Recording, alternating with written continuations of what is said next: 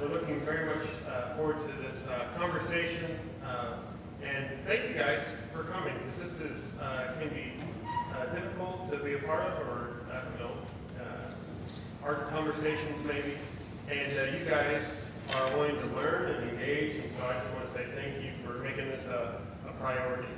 And then we are going to be live streaming it and recording it, so if there's somebody who you think might benefit from this, you can give let them know that as well, and we'll have that probably on YouTube as well, and they can get that also. And then we're going to have times for questions as well, so if you hear something and you're like, I write it down, and we're going to have some time for questions as well. But we have Dr. Bowman with us, and we're very excited to hear from you, and so let's just pray and we'll get started.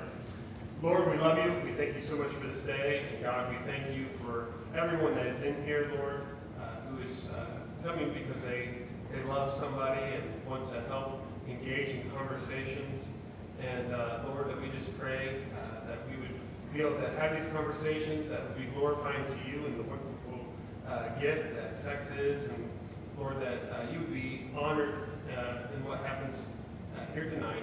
We just love you so much. In Jesus' name, amen.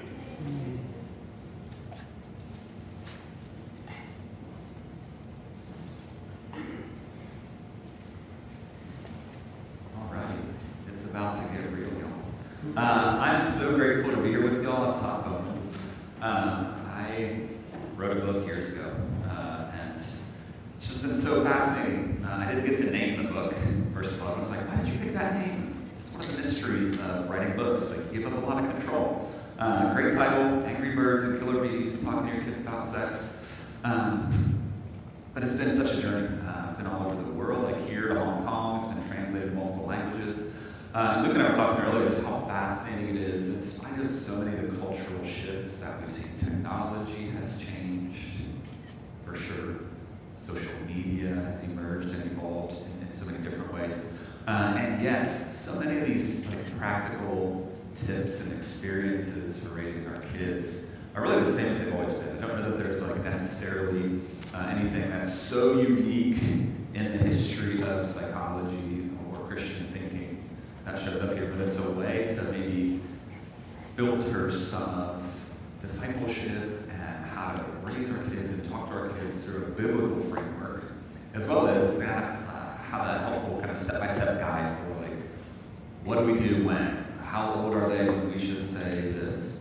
So I'm just looking forward to spending some time with you all here this afternoon, dealing with really hard topics. Right? Like, how do we do this in the first place? So I come to this process, right? I wrote this book when my kids were much younger, and the stories that I'm going to tell certainly have evolved since I wrote the book. Some of them are funny, some of them involve heartache, but know that it's not just principles that are great, but this guy doesn't have any kids, and he's never even talked to kids about sex. And I feel like I've been through a lot of the challenging dynamics that face our kids as they're trying to grow up in a sexualized culture. I hope that in addition to the wisdom from Scripture, the wisdom from the content in the book, you'll be able to glean some insights from just some of the stories, some of the mistakes that my wife and I have made, as well as some of the successes that we've seen in just trying to live faithfully, to raise our kids in church, to raise our kids in the Word. So, Todd, how in the world did you become the sex guy? Nothing I sought out, right? My life was going a totally different direction, and Jesus was like, hey, I need you to do this thing. I'm like, what? Where did that start? Be careful where you go on vacation. So there's a big picture of a lion. And that's a cue for me to remember that this story started one fateful day. It was not quite a judgment on that, but I've been hired to faculty at American Nazarene University in the graduate counseling program. And I did 4 years of undergrad at Mount Vernon Nazarene, University of Ohio. And then I had 2 weeks off, and I started my doctoral program at 22 at Oklahoma State University and ran a Nazarene campus ministry there. And after 9 straight years of education with no breaks or vacations, I was like, I really need a vacation before I start as a faculty person at 27 years old. That's a long time in school, that's a lot of debt. I looked at my wife, I was like, we need to get away for like 4 days. We have like $400 to our name. Like, where can we go?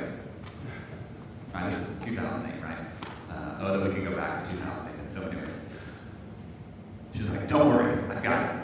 So we went on like a 4-day, 3-night stay in Las Vegas. It was like $85 for like food and airfare. And don't you wish we could go back to 2008? I would love to like not pay $200 a week for groceries for my teenage boys. But we're there, we have no money, right? So we're just like, what do you do in Las Vegas? We're Nazarene, no people, right? We're having fun, right? Like, so we're just like, what do we want? You walk around and you sightsee, you sit by the pool, and like as you're sightseeing, right? Like you learn, you don't go out first thing in the morning because like all the leftovers from the night before and stuff littering the ground. You don't go out at night because it's kind of crazy, so you like go at 10 o'clock.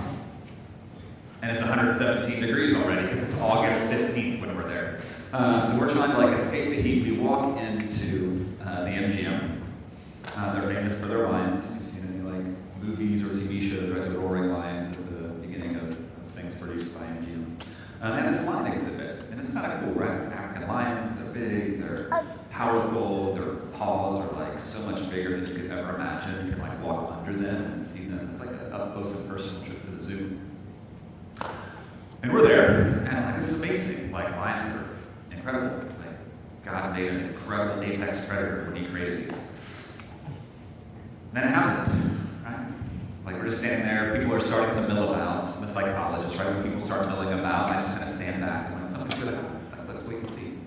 So my wife and I are kind of standing back, and this like throng of people starts kind of coming. And apparently, like the lions heard something, or his keys jingling, or something was happening. And then it happened. This male lion, big and strong and powerful, with a fantastic mane, gets up and he stretches and he saunters over to his food bowl, and he looks at it and he sees that it's empty. And without missing a beat, he's like, all right. He sees a lioness sleeping not far away. And in front of this drunken throng of Las Vegas people, right? Like he goes and he does what like lions do when a lioness is in estrus, right? Like she's fertile, it's mating time, right? So like here am I, this like newly minted 27-year-old, wet behind the ears, like no experience, Nazarene psychologist, watching this like 10 a.m. drunken crowd of Las Vegas goers cheer on this male lion as he's like doing the deed with this sleeping lioness. And I was like, what is happening, right? Like, what is happening right now? And then I started listening. And the things that were being said, I won't repeat. But it got really dark really quick. And it went from like kind of humorous to me to all of a sudden like really, really disturbing. And the Lord whispered in that moment, like this is why you don't run from the Lord, right? Like we're just going to Las Vegas, we'll be right back. Like He'll find you, right? And like then He'll give you a call for your life. Like Todd, this is like a cultural sexual narrative, right? Like this is the debauchery that we live in, right? Like where it's just so transactional and it's so impersonal. And like I'm standing there in Las Vegas at the MGM Grand, just like trying to make sense of this moment, like, and there the Lord invited me to this calling around me. Will you take up this mantle of helping the church wrestle with issues of human sexuality? And I was like, nope, see you later. I didn't say that. I was like, I'm not sure you got the right guy, but like, if that's what you want me to do with my life, Lord, like that's what I'm going to do. And for the past, whatever many years it's been, since then, oh man, it's been 17 years, right? Like 2008, though. It goes fast. The last 17 years. It's been my calling, it's been what I do in terms of writing curriculum at university. Last month, reached out and wants me to write a doctoral human sexuality class for a PhD program in pastoral counseling, all the way to writing curriculum at Mid-American Nazarene University and all sorts of incredible experiences the Lord has called me to in the 17 years. So while it's something I didn't seek out, it's something that I feel really blessed to have been called to. I want to just share some of kind of insights, gleaned, some of the lessons learned, some of the, I think, most important things that we can be doing in two ways for our kids. Right? Like, one half of this is going to be really like, how do we form our kids' understandings about their sexuality, about their bodies, about what sex is. The other part of it is going to be like, how do we intervene, like interventionally or restoratively? Like, how do we help them when they've been exposed or they've had a struggle? Right? So kind of two different approaches. One is on the front end. Like, what do we do to prepare them, to prepare their hearts and their minds and their understandings? The other is like what happens when they've kind of slipped into something or stumbled across something. Right? And what does it look like to disciple them and walk with them in that space? It's not a content. We could have done this for like a whole day. So buckle up. It's going to be a quick 45 minutes, and then we're going to take some Q&A, and then we'll take a break. And you're going to want coffee, like I'm drinking coffee. Just to get your mind, like, 45 minutes. Like, he's going to talk fast, and there's going to be a lot. My students always tell me, like, Dr. B, you have such a great radio voice. Thank you. I should know radio. Then they say, you also have a great radio face. And I'm like, I'm not sure what that means. But thank you. My friend and mentor, Dr. Mark Laser, passed away a number of years ago from cancer. Such a gift to the church, such a personal gift. And I remember him talking. We'd have these kind of meetings, mentorship meetings at professional conferences, and he'd just say, Todd, like, you gotta write this book. Todd, like, you need to do this work. Todd, like, this is your calling.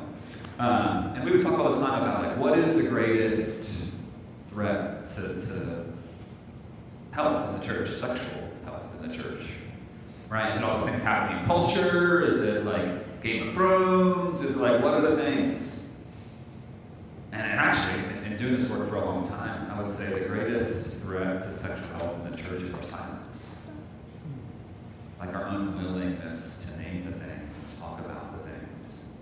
Part of that's really good, right? Like, we're not here to scandalize the imaginations of our kids, right? Like, we're not going to do probably a human anatomy class in Sunday school, nor should we. But really, it's more about, like, in contexts like this, how do we wrestle with, as culture evolves, as cultural trends evolve, how do we step into this space with our kids, or our kids with our grandkids? I'll be on that grandkids, I'm not yet, but I'm hopeful that one day. Just not too soon. Just not too soon. I got 3 boys, 17, 15, and 11. Oh, that makes sense. All right, not too soon. 17, 15, and 11. And I'll share some stories about just the misadventures that we've had in this whole arena. Mostly so that nobody feels bad about any missteps you've made. I've made them. But even a recording like this that hopefully you can distribute to friends, neighbors, people who you know who are not from this community. But in this space of, like, how do we do this? Like, it changes all the time. Changes all the time. Like, I think the first step we can do is, like, let's start talking about it amongst ourselves. Like, let's start talking about, like, this is hard. I don't know what to say. Like, my kids saw that. Like, I thought I did all the right things. I'm going to tell you what some of those things are, and I'm sometimes doing all the right things. Like, the enemy of our soul is trying to do what he can. He prowls around like a roaring lion, seeking whom he can devour, right? Like, what does that mean? On a sexual front, like, all the advance in technology, like, there's almost infinite ways in which he's trying to capture our kids' imagination and sexualize it. Why? Because, like, right now, in culture, like, sexualized things are very profitable. They always have been. Like, sex sells, you've heard before. Right? But, like, kids are being inundated with messages and language, and part of how we mentor them well, disciple them well, is, like, having spaces where we can talk and wrestle with, like, what are you seeing, what are you noticing? Right? So we've got to break that veil of silence.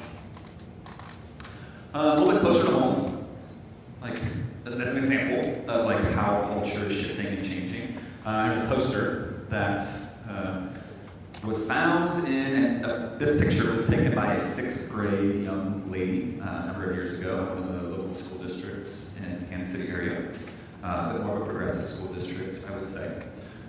And one of the issues that we're facing with raising our kiddos is, like, they're growing up in a time where there's so much moral relativism. Like, in short, that means, like, everything is the same. Islam is the same as Christianity, is the same as Buddhism, is the same as Judaism. Is the same as Wiccanism, is the same as paganism, is the same as take your pick of isms. Right? We see it too with just the messaging that they're getting about human sexuality. Right? It's kind of hard to read. How do people express their sexual feelings? Seems like there's a hierarchy of things, right? Like there's as we walk into a deeper level of emotional intimacy, spiritual intimacy, covenantal relationship, like things on this list would come into being. This poster in a middle school, right? Like, again, this framework of moral relativism. All these things are equivalent. These are all equal ways of saying, I like you. I won't read some of the more scandalizing language on here, but like saying, I like you is no different than grinding with somebody. That's what a 6th grader reads when they see this poster, right? Like, these are all equivalent. Why? Because, like, that's the moral framework they're being given in our Western context, right? Like, television shows, music, media. I don't know. Like, if I dance with her, right? Like, that's no different than, like, having intercourse. Okay. Like, that's what this poster is communicating. Yikes! Yeah, but this is the challenge that we're faced with. Right? This is the challenge that we're faced with. Is like, how do we step into a space? I don't want to have to open this conversation with my kids. It's too late for me, right? Like, it's too late. Like, I had to, right? And my kids, right, like, bless my poor children. Right? Like, they got way more earlier than anybody else's kids in terms of, like, just like the fire hose. Right? Like, students always say, like, Dr. B, you gotta teach with the fire hose. But I think you just, like, there's so much. Yeah, my kids got, like, the full Monty sex talk at, like, 8 and 6. Right? Like, that's pretty young. But, like, situation, like, the attitude because of some of the questions my 6-year-old was asking when he came from first grade. Right? And having to get in front of the curve in terms of, like, I do not want, like, the school or the internet or television, like, to be the moral authority. Right? Because sometimes it's passivity around sexuality that shows up in the church. Like, that silence sometimes shows up in the multitude. Because we don't know what to say. Right? Like, we don't know what to do. I don't want to ask my kids all the time. I've got 3 boys. Like, I've had to learn how to ask. Right? Like, they didn't come, like, preloaded when the Lord was like, Todd, are you willing to, like, be obedient and become the Nazarene sex guy? I was like, sure. I wish it had been like, and here comes, like, all this extra grace, and, like, I have all the intuition, and, like, all the special knowledge, like, just start disseminating. Oh, no, it didn't happen that way. I have to do a lot of, like, tearful prayer in my office in America. Like, Lord, are you sure there's not somebody better than me? Like, I don't want to do this, but, like, there has to be a better guy or lady that's out there that you can call instead of me. So the issue, right, with kind of where we're at right now, right, sexual revolution-wise, is we're in a place, right, that the legacy, at least, of the sexual revolution is like the messaging we get, the instant or immediate gratification mindset that we get is like, we can have sex anytime we want, however we want, with whomever we want, as much as we want, with no consequences. Right, with no consequences. And that part, all of you like, that's a really heavy statement. Yeah, like, and the no consequences part is even more so. Right, when we talk about, I'll give you kind of a brief sampling of some statistics here just a little bit. Right, but like, it's the no consequences part and how, like, the aversion to consequence and the belief that there's no consequences for our actions. Right, like, really, as you, I'm a tweener. I know, like, I'm in between, like, millennials and Xers, so, like, 3 years from 1979 to 1982. So, like, 79, 80, 81, I guess, that are like, we don't have a generation, we're homeless generationally. I fit in equally with, like, millennials as I do. Right, as we go down to, like, younger millennials, into the Xers, and now we've got Gen Z that's running around. Right, like, that idea of less consequence. Right, like, it's not a big deal, right? Like, there's no consequences. I can do whatever I want with no consequence, or like I can mitigate the consequence. I got to get a jail-free card. But it's so disembodied, right? Like the reality is, I won't worry with like STI statistics or why is Mustang, Oklahoma the highest rate of teenage STIs in the country. I have no idea. How do you know that? I don't know. I've heard so much stuff. I feel like it's the idea that like there's not going to be consequence. I can mitigate. I can control my circumstances. We know that's not true. But that's part of what's shaping our kids' understanding. And part of it is like the legacy of silence, right? Like our silence has consequence in the church, right? And oftentimes the unintended consequence is that we shroud sex with an air of secrecy and shame. And part of the work we've got to do is tearing that veil. And we've got to talk about it. And especially from the place of evangelizing the next generation of believers.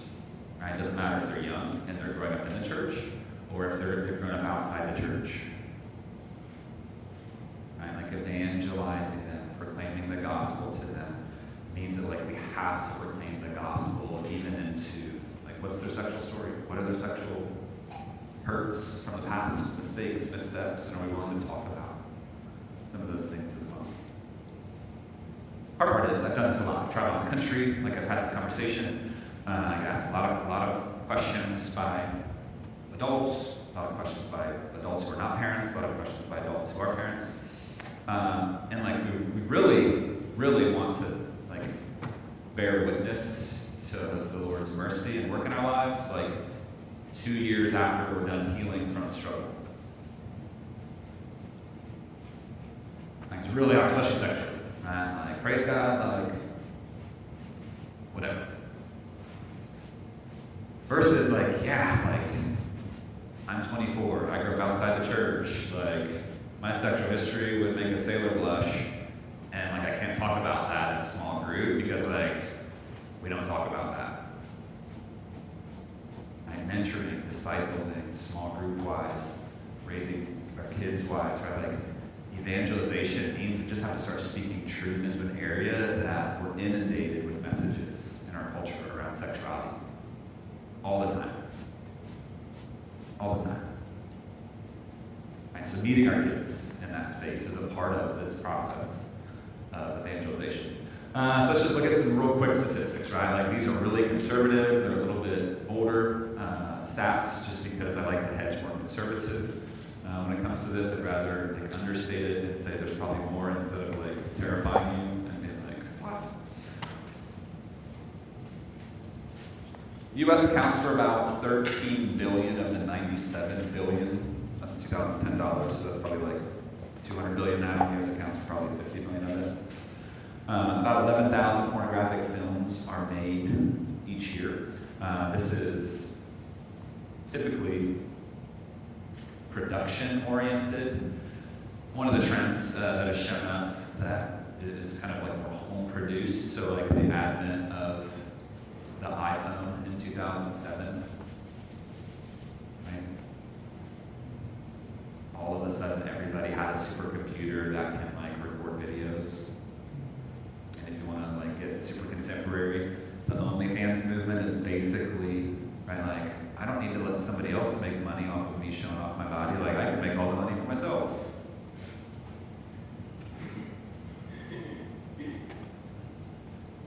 If I had more time, I would show you a video of a high school in New Jersey. And they have a pep rally, you know, like the football team is going to go out and like beat the rock. Woo. And I don't know if like I used to be a power lifter and a football player. I'm like, what happened to that? I don't think genetics. I stopped lifting and I like showed up. Right, but like it's like all the students are there, and like it's time for the pep rally, and the football team is about to run in, and the drummer, like the kid in the jazz band, is like getting ready to like start playing the school fight song, like starts playing the introduction to the Pornhub website, and the student body goes crazy, y'all. What does it mean? Like it just means that like high school students like live in this space of like the mortification of their minds.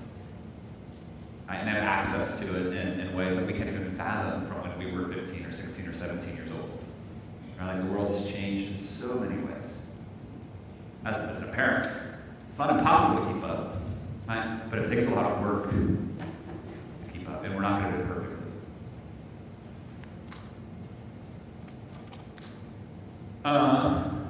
Skip forward to the next slide. Really, the second part is more important for this conversation. 22% of adolescent females and 36% of young women, 20 to 26, have sent nude photos or videos of themselves. A great book to read if you're raising young ladies is American Girls, right? Social Media and the Secret Lives of Teens. Probably published in 2016-ish. What is the author's name? Of course you'd ask me that. I should know it. I cannot think of it right now. I need more coffee. American Girls, Social Media and the Secret Life of Teens. So she traveled around the country for a year, interviewed teenage girls, big cities, small towns, suburbia, everywhere. And writes a chapter. Chapter 1 is age 13, age 14, age 15, age 16. And some of the issues that young women are dealing with. The chapter for 13-year-olds, right? The number one text that these 13-year-old girls report receiving. What do you think it is? 3 words. Send me nudes. Bingo. Send me nudes. That's where we're at. Right, that's where we're at. I would say the stats are probably higher on that now. I said I'm going to be conservative with these, right? I would argue that those are much higher for boys too. There was a time when a lot of that was greater emphasis on obtaining pictures from young women. Now young men are as interested in sharing their pictures. Right? So this is just protect your young ladies from these terrible little boys that are taking pictures. It's just a shift in their imaginations, right? Why not? Right? It's all the same, back to moral equivalence. It's all the same. It's all the same. It doesn't matter, right? Gender doesn't matter. Right? How much attractive it doesn't matter. Except for God's word. Totally matters. Right? And then we're in this battle with our kids in terms of how do we raise them in a way that anchors them in God's word when so much of their experience is trying to make everything just equivalent. Nothing matters. Nothing matters. It does matter to God. What we do with our bodies, right? It's 1 Corinthians chapter 6. Sexual stewardship. Read about it in the book. Right? What we do with our bodies matters a lot, including how we take photos or what we do on screen time or FaceTime or all the times with our bodies. Right? Number of sexual partners, right? Our sexual imaginations. If you'll go forward a slide, right? 21% of men and 8% of women will have 15 or more sexual partners in their lifetime. I won't get into a lot of the neurophysiology and medical dimensions of this. Right, but there's consequence in our bodies, right? Not just rate of STIs, right? Women tend to bear less visible consequences in their bodies. Right? Meaning cervical cancer becomes a primary correlation between number of sexual partners and increased rate of cervical cancer. And not to mention the social and emotional consequences of this. We can go to the Gospel of John, look at this. Woman at the well. The man I'm saying with his own has in fact, I've had 5 before him. And it's just the emotional weight of that in her story, the social rejection, the social isolation, the wounds that she carries. Increases in sexual abuse. Right? Either ADHD or the Lord is really generous to me and just brings things into my awareness. Because I totally passed a white van, which is a work van. Didn't help that I was listening to true crime on my 2-hour drive down here. Right? I totally passed this white van. I was see, there was a time when that would have been assumed to me. And I was I'm totally doing it right now. I'm assuming that's some type of the guy's gonna grab a little kid and put him in the van. But the reality is that's not normally what's happening now in terms of sexual abuse.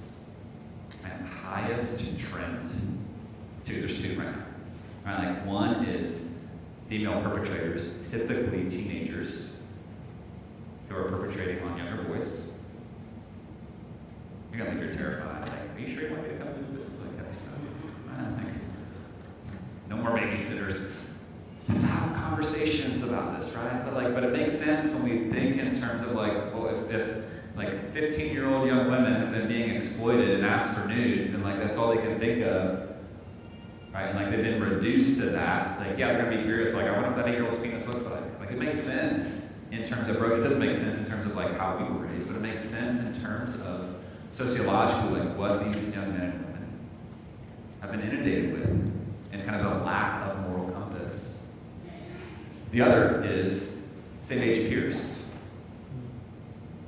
Right? Same-age peers. It doesn't mean that like no sexual abuse happens by like whomever, right? Like those traditional places of abuse so happen.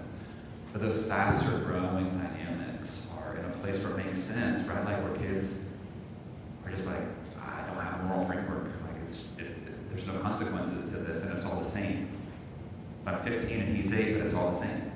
Like, Todd, where do you get these stories from? Like, I'm not just an educator, I'm a psychologist too. Like, I practice. And for years, right? Like, blended families. Right? Like, we're a family, but we're not biologically related. So what happens when, like, we're not biologically related, but, like, you're 15 and I'm 16, and you're in the shower, and I'm a 15-year-old boy that's really curious, and I have all these hormones raging, and, like, you're not really my sister. We don't have time for you. Like, this could be an all-day thing, like I said. I don't have time to tell you those stories, but, like, you can assume, right? Like, I should tell this way. I should have a picture of the Brady Bunch up there. Like, I've lived enough life as a clinical sexologist to know that, like, whatever you think was happening in that Brady Bunch house is not what was happening in the Brady Bunch house. Because you can't take 3 maturing boys and 3 maturing young ladies who are not biologically related, give them 1 bathroom, 2 bedrooms that are on the same level that's different than where the parents sleep. Everybody remember that show? I grew up on it, right? Like, and now I'm like, I can't even watch it. This is like occupational hazard, right? Like, I see all the things, right? I'm like, ugh. Right, but it's peers, and that's the story of our kid, right? Like, we did all the things right, like talk to the parents, know the families, don't go over to the house when that kid's there, because like we've got some questions about that kiddo. Right, and then we get like a knock on the door after our son walks home, like off, like different. And I'm like, ooh, what happened? Like, he got in trouble or something. And then the mom comes down 10 minutes later, hey, just want you to know. The boys were all downstairs playing, and I didn't hear anything. So I just went down because I like told this mom. I was like, when that kid's around, like nothing good happens. I knew the neighborhood. She's like, I gotta be nice to all the kids. Right? So she lets us get in while my son was there after half day kindergarten playing with their son who was in half day kindergarten. And this kid comes over and like convinces them all. So like this neighbor kid who's only a grade older, like perps on my son, perps on 2 of the boys that lived there. Finds out he had perped on like 2 girls in the neighborhood that lived in our neighborhood previously. So like there you got 5 kids who are now carrying the weight of sexual abuse from kids who's a year older. Right? And they were told like, this is our special game, don't tell anybody about this. Like it's grooming language. Man, it's grooming language. And like we talk with our kids like, hey, if anybody touches your parts, if anybody says this, if anybody makes you do this. And he walked home, and I asked him, like that night after I knew from the mom, hey buddy, like, tell me about me down there, what happened? Nothing. Like, I don't know, like, Miss, oh, no, what's your name? Miss so-and-so came down, and she said something's happened. How old are they? He's my middle kid, he's 5. Old enough to know. Right, but like that social pressure of like, I don't know, this kid was only 6, but he was huge, right? Like, big for his age, right? Turns out he'd been like, in all sorts of stuff, I don't know all the details. But like, you know, I'm doing this like safety zone assessment on my 5-year-old. The first hotline call I ever made as a professional was for my son.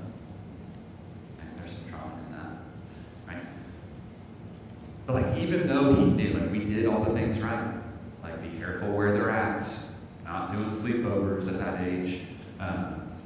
Had to talk with him about, like, it's your body, and here's your parts, and name all your parts, and I don't care what you call it as long as, like, you know the technical name for it, like that's penis. Right? You call it peppy, you call it genitals, I don't care what you call it. Right? Like, we need to know the name. He knew all the stuff.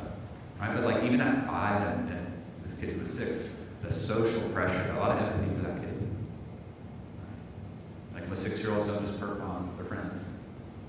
Like, what did that kid endure? A lot of sadness in that for me. Probably the saddest part, though, was like when I started making phone calls, because I didn't know it was the first and only time. Thank goodness it was the first and only time. Right? But, like, who do you think I called? Other than, like, hotline, obligated profession. Who do you think I called?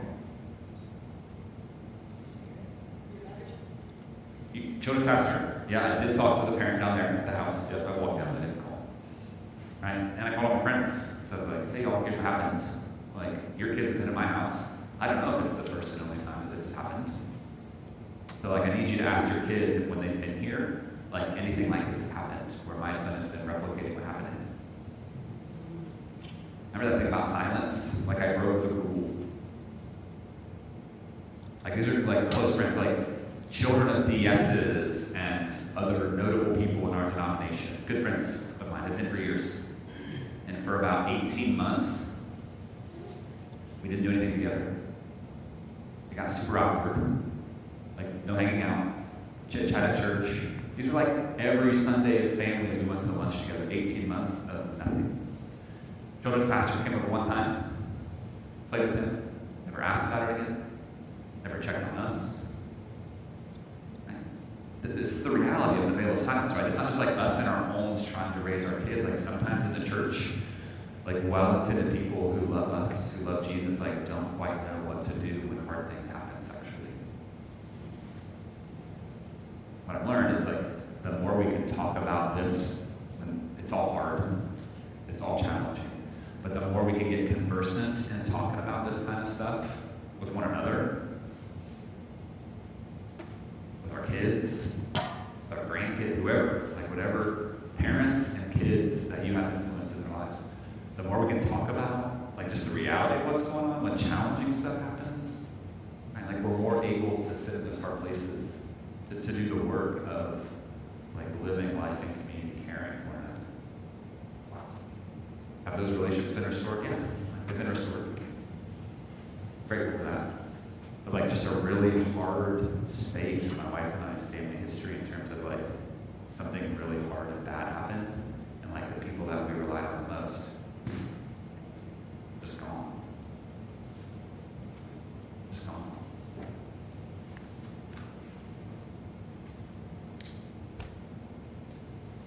Just divorce stuff in here. I'm just going to fast forward through for the sake of time. When it comes to pornography, I'm going to go to the list of the Barna study slide.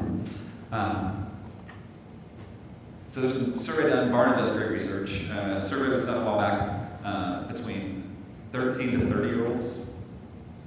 So this is an aggregate look at what did those 13 to 30-year-olds say was wrong, right? Like, what's wrong? Stealing, right? Taking something that belongs to somebody else. 88% of these 13 to 30-year-olds said that's wrong. You shouldn't steal. Right? Cheating on your partner, right? 75% said that's usually or always wrong. Lying, 71%, usually or always wrong. Not recycling, that's kind of random, but it just goes to show, like, how many of us grew up with, like, recycle your milk carton, and, like, you get in trouble if you put your milk carton in the trash, you have to, like, dig it out of the trash at school. Wall of shame, like, I remember that, like, I forgot, like, now I gotta reach it. Right, like, it works. Why? Because kids hear that message repeatedly. Translation, like, what gets reinforced at school becomes a part of their reflexive processing. It's wrong to not recycle. Thinking negatively, this has changed a lot. Thinking negatively about somebody who holds a different point of view. It used to be that 55% of kids say that's usually always wrong. It's probably like 0 now. Overeating, 48%, usually or always wrong. Using too much electricity, the green movement is alive and well in this demographic. 38%, usually or always wrong. Coveting, right? Like, it's amazing how, like, it's a blend of, like, green movement paired with the Ten Commandments. Right? And then number 9, right? Like, coveting, 32% said usually always wrong. And then it gets number 9, viewing pornography. Like, that's just where it is in the imaginations of 13 to 30-year-olds. And I don't think it's changed. If anything, I think maybe the numbers have increased. Probably, like, viewing pornography is even lower down the list. Right? It's just there. In the church, between 18 and 30-year-old men, right? 77% talk about looking at porn at least monthly, 36% daily. Chicken or egg, I don't know. Like, is this why we don't talk about it in the church? Or is it because we don't talk about it in the church?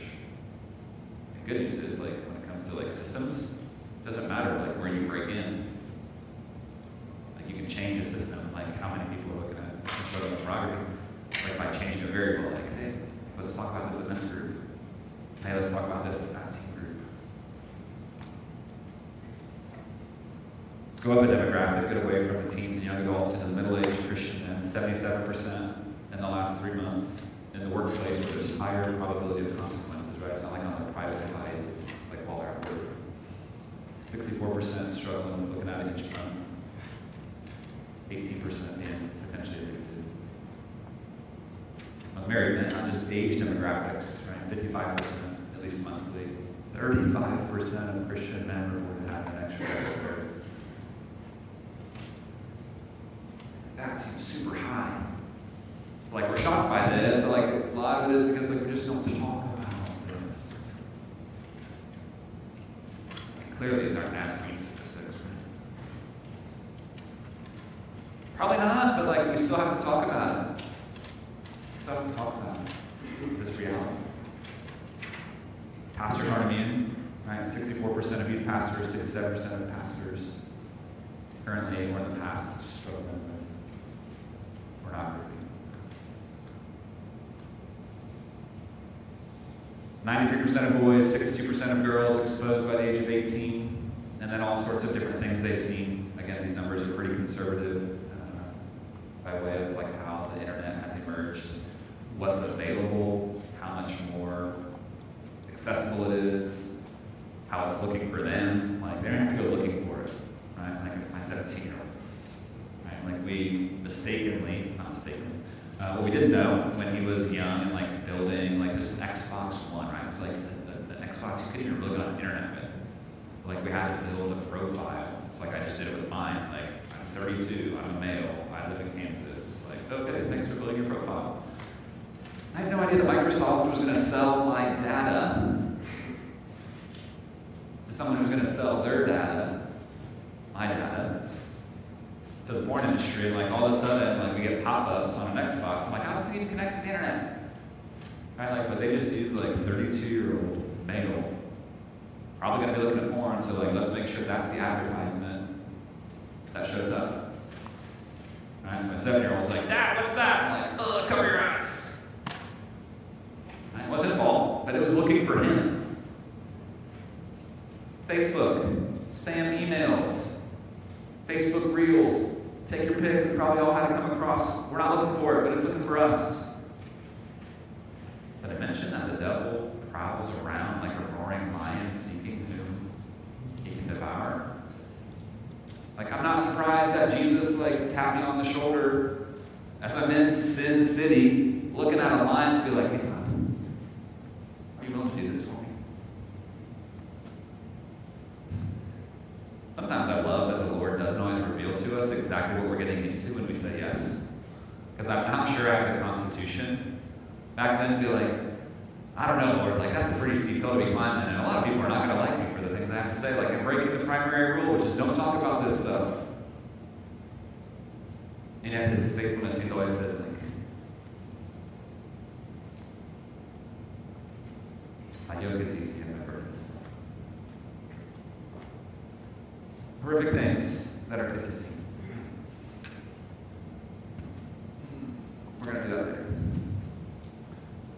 I like this picture just because I like a teenager's face, because I've had enough sex talks with teenage boys to know that, like, they all feel kind of, like, cringy, and you're kind of just telling them, like, hey, this is the reality of it. Man. I'm not sure what the stat is saying, but I'm pretty sure it has something to do with human physiology because of the kid's face. Like, that is not a driving lesson that's happening right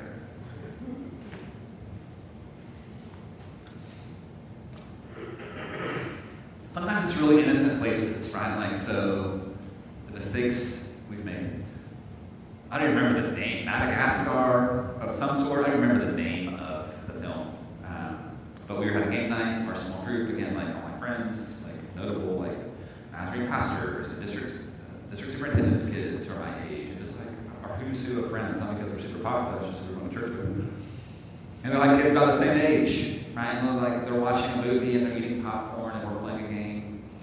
And it gets time for everybody to leave, and some friends are leaving, and one of the girls, my good friends have 2 girls and a boy who are like probably 18, 16, my boys were 17, 15, and then we both have like a 12 and now 11-year-old. Right? So like we just did a lot of life together because our kids were so much at the same age. And so obviously, right, like our kids are whatever, 8, the older ones are 8 and 9, probably 7 and 8 maybe. They watch this film. And like my oldest boy just had this like sheepish, like in the jungle, like remember when like Mowgli sees the girl at the water's edge and is like, it's like a goofy grin. And like he doesn't need Baloo anymore, he's like going for the girl. So like I watched some type of similar smile come across my 8-year-old or 7-year-old's face. So I was like, oh, this is interesting, like he's got a thing here. Right? So I was kind of curious, I'm watching, and she's like, oh, I've got my brother upstairs. She's like, I'll help you. And like she goes up the stairs, he goes up the stairs, and the room they were playing in, you could see from the bottom of the stairs. Bless him, he would die if he was here. I was at 17 and now I tell the story all around the country. So there's a scene in this movie where this hippopotamus, right, who's just like a big buff, right, like I can remember the music that's playing, right, but it's all about like his buns are bouncing and like the female hippopotamus, like, ooh.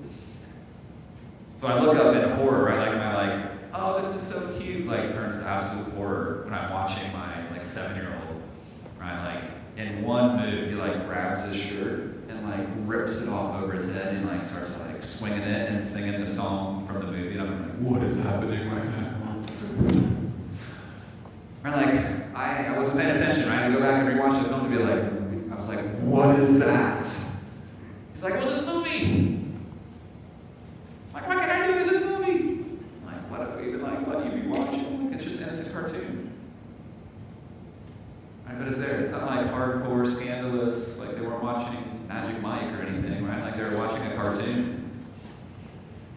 And all of a sudden, right, like something overcomes him. And he's just replicating something that he saw innocently.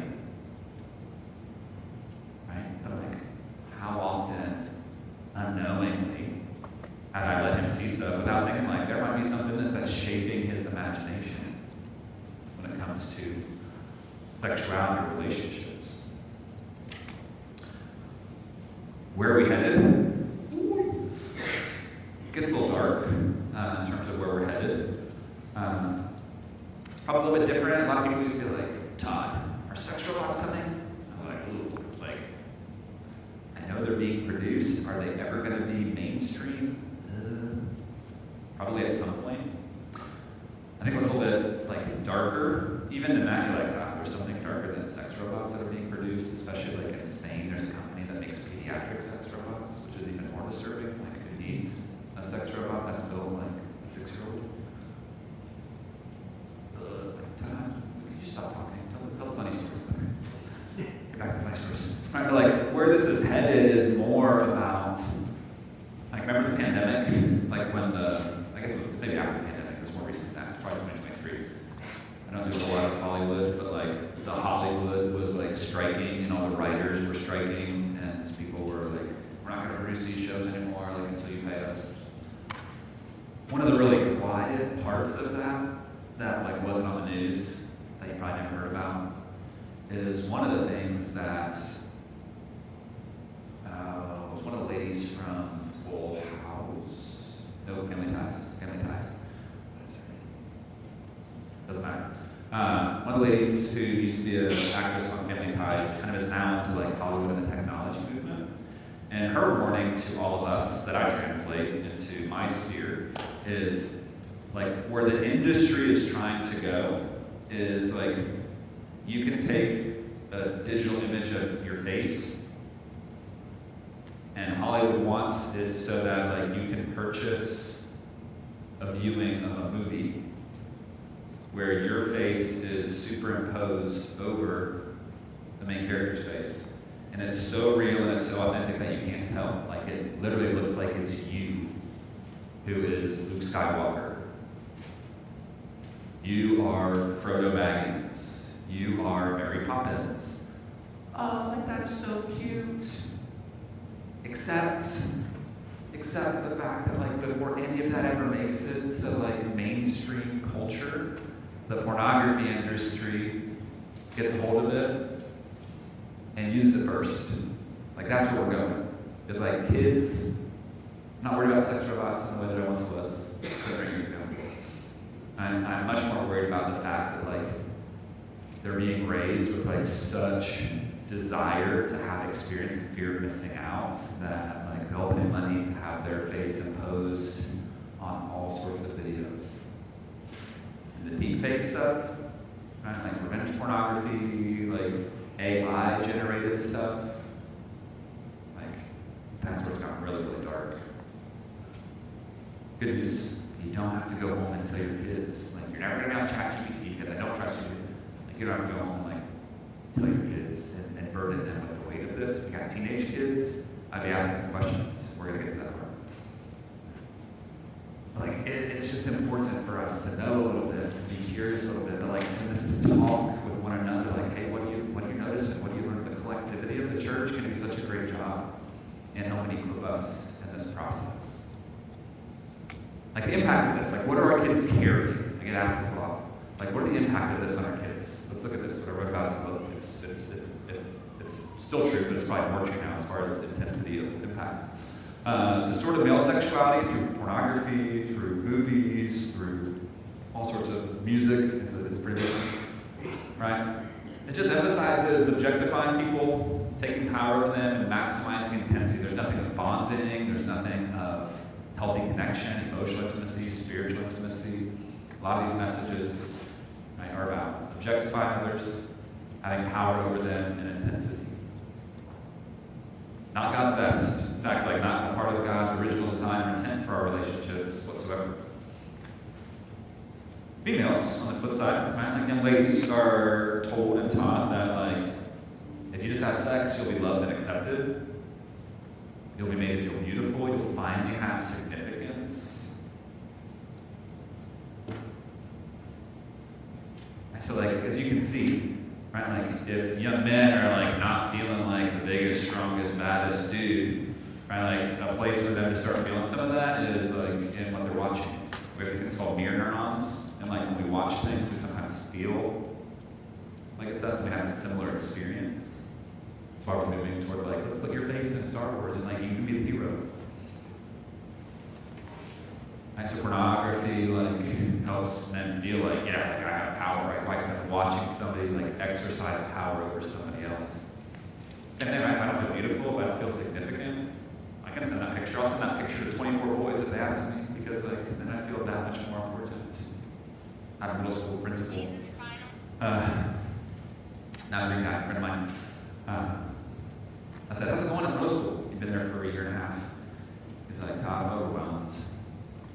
He's like, I had to expel 3 kids last week because they were ringleaders and putting together effectively, remember like baseball cards back in the day?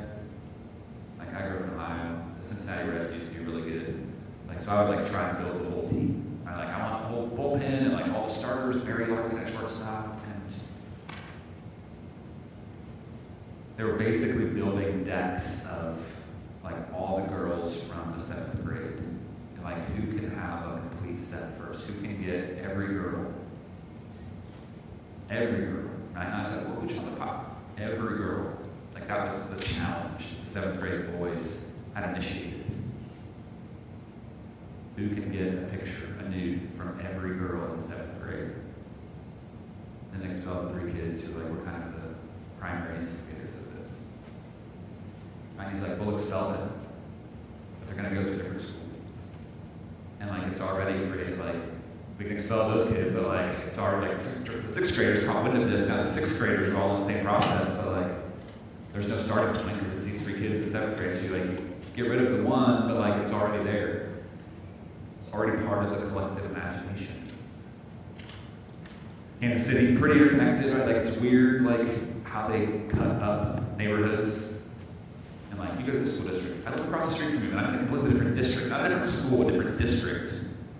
But like, we live across the street from each other. We're talking about what happens at school, so like, I don't know, it's probably like virology, but like, how does everybody get sick? Like, so it's not just that school anymore. It's not just seventh graders, it's sixth graders. It's not just that school, it's other schools. It's all throughout the metro area. And I don't think it's just there in big cities. Right? It's how our kids' imaginations are being sexualized. And because of moral relativism, like they just think like that's just what people do. Like my mom has a phone, she probably did this too when she was 16. Like, sweetie, we didn't have phones when we were 16. Right? Like, I had to pick up the phone. I remember when I got a cordless phone, I was like, yes, I don't have to sit in the kitchen and talk to my girlfriend. Lord, help us if I had like a supercomputer that I got to carry around in my pocket all the time. You're really lucky to have been spared of that. And I'm just watching like the moral equivalence, right, is like one of the biggest challenges that we're facing. Just some Q&A here real quick. I've said a lot. Like, Todd, I don't know, there feels like a whole lot more that needs said. I thought this could be a all day thing.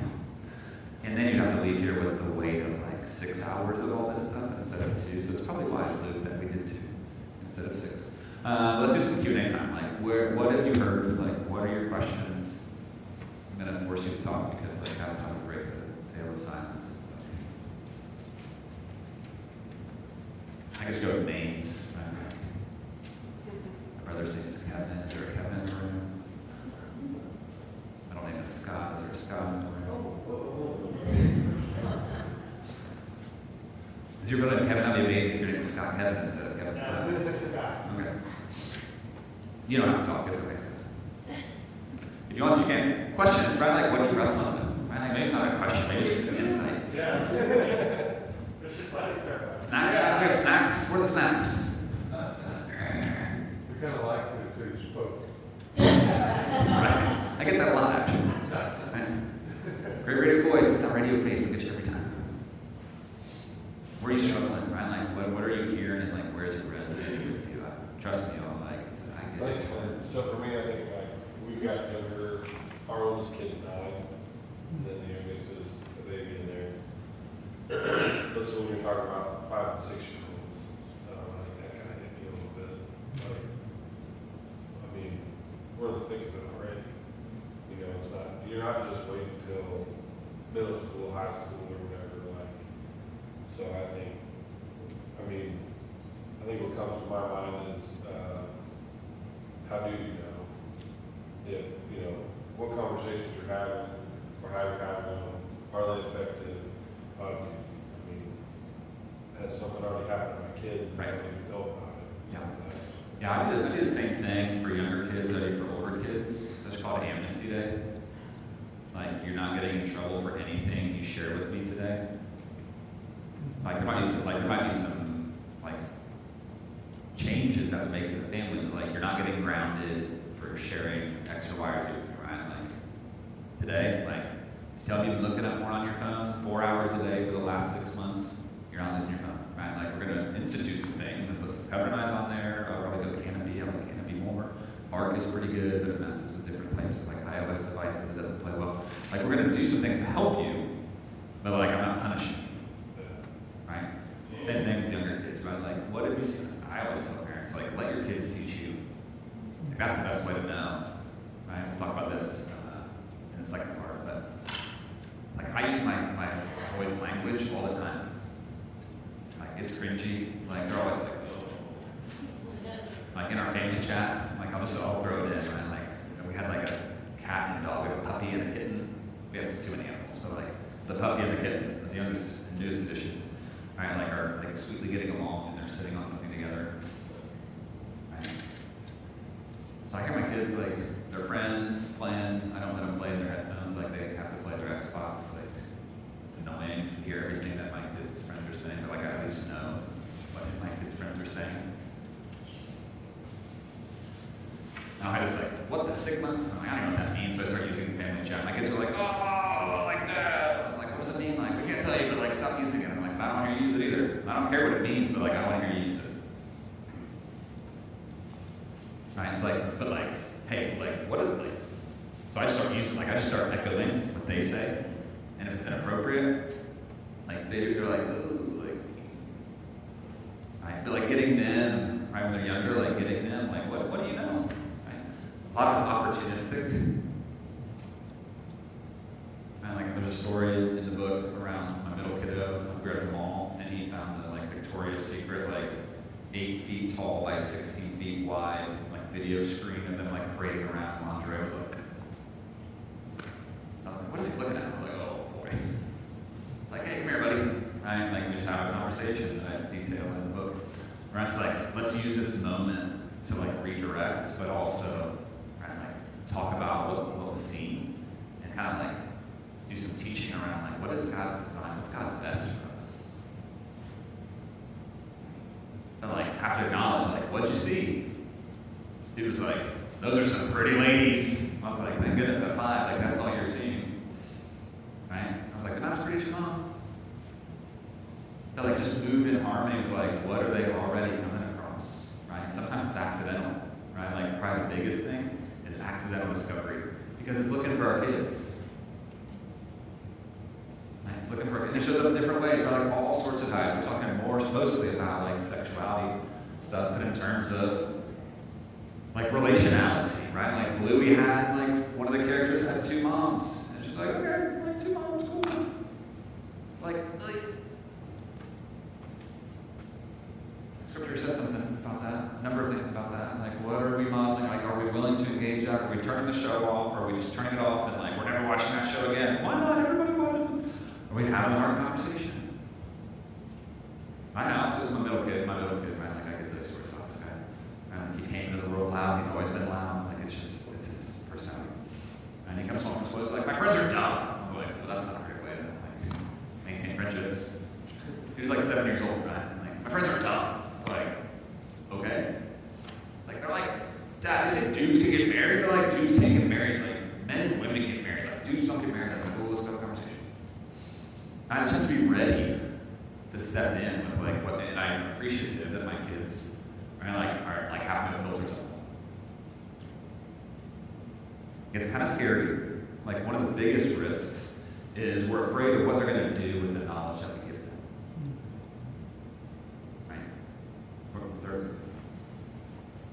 They're autonomous, they're kids, like they make mistakes. One mistake I made was like thinking my middle kid when he was 11, I don't know how he started watching it, but he was watching Office. I forgot like how sexually loaded The Office was in all honesty. Right? So he's like, Dad, can I watch this? Like, yeah. Like, there's some shows I wouldn't let you watch. Like I should have been like, no. In Modern Family, definitely not. Okay. So it's Easter time, right? Like he's 15 now. He's 11. This is when that was abused. He's 11, right? Let him watch The Office. We have pretty open conversations. It's like the Wednesday before the Easter egg hunt.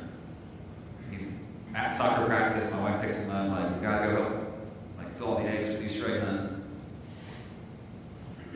He's there helping with Easter eggs, and like all the ladies that are talking. It's like this 11-year-old boy. Like everybody loves. He's got big eyes. And he's got like just gregarious personality. He's like the opposite of me.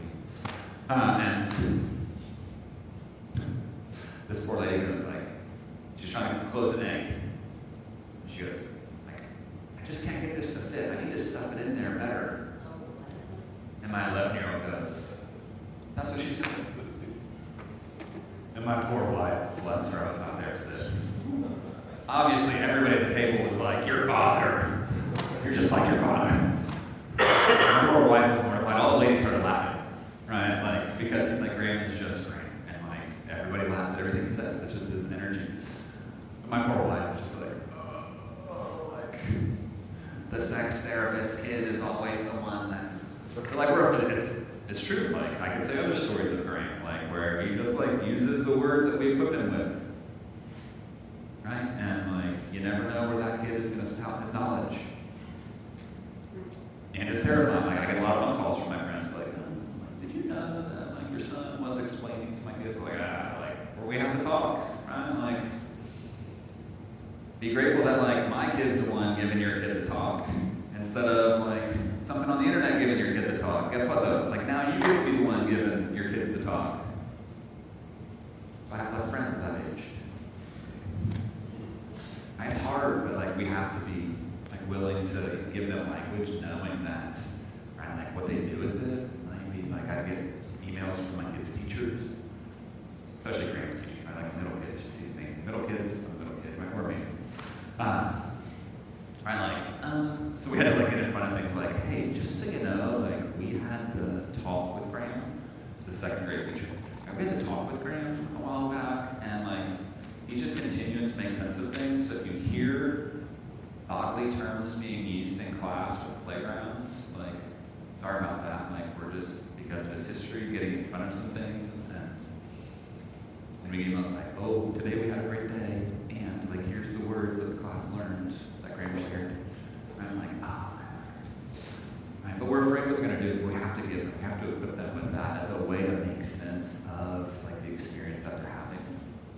And it's a great way for us, even at 5, like they're still really probably not going to pick up on it, but it's amazing from 5 to 7, like how much more awareness they have, and even the terms that they pick up on.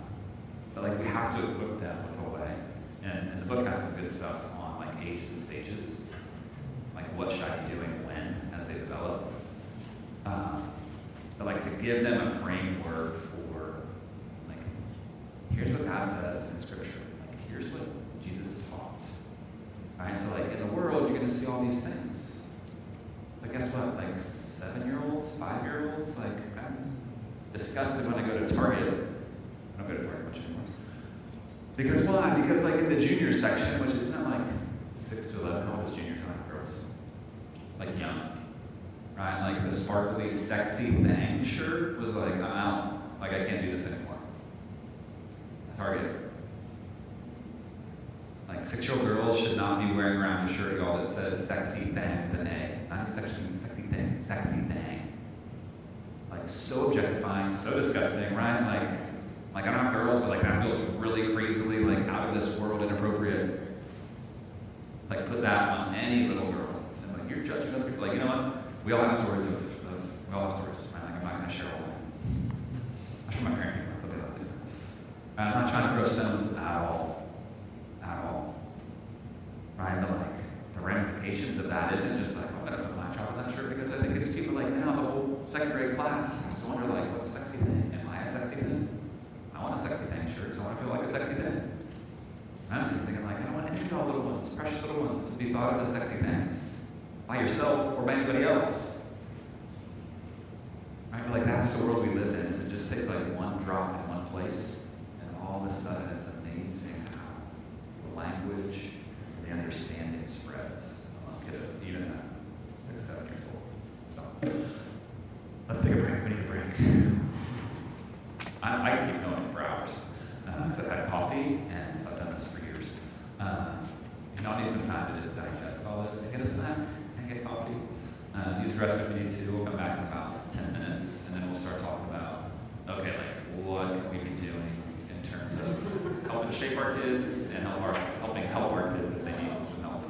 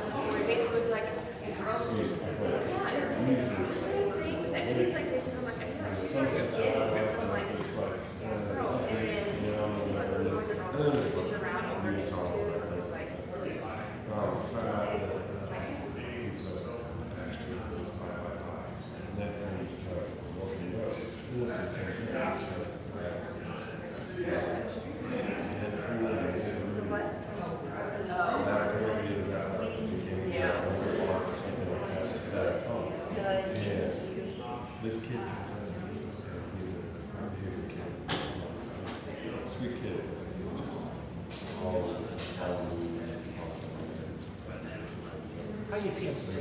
I'm well. How are you? I'm glad you. Yeah, I did. That was awful.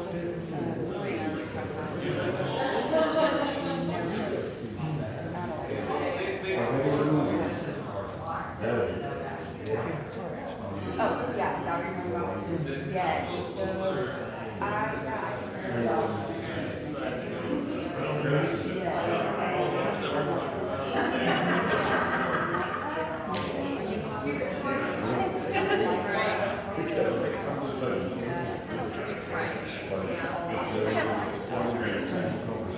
I'm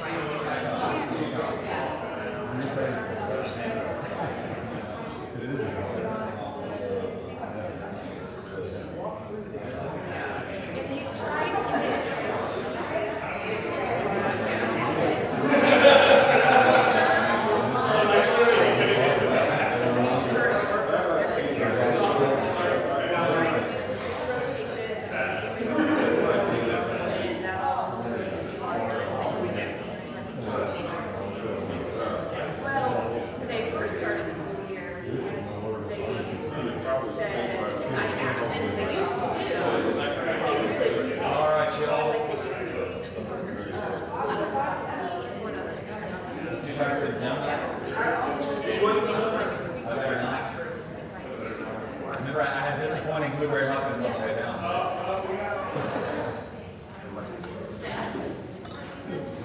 Got my jacket. I love it. It's cold. I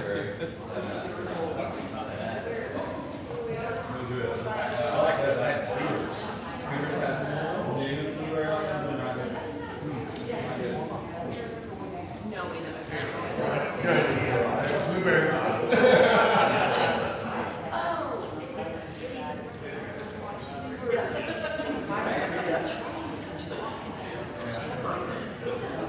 If you feel helpless, don't worry. You're not alone. Next, we're going to talk about all the stuff you can do.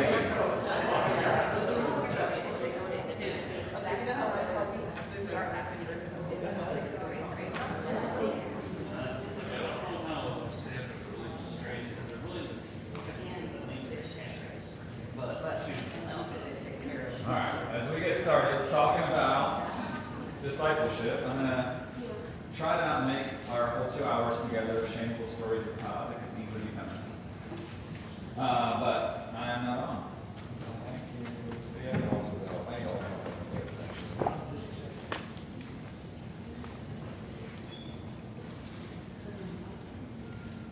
It's like my voice must be getting tired because I can't hear myself. It's because I turned it off. Shameful stories with Todd. So I want to talk about sexual stewardship, right? Like stewardship, biblically, like the idea of managing something that's not ours until the appropriate time. Before we do that, like, let's go back in time to a simpler time. 1987 to be exact. What do you see when you look at that photo? What do you notice? Not like tell me what you see. I noticed the photo. Like, what do you notice, right? Like, what thoughts you have, what judgments, not like criticisms, but just like, ooh, like that is, how old is that kid? Like, what's going on for you there? Disgusted, I'm anxious, you took a picture, like, what's their view?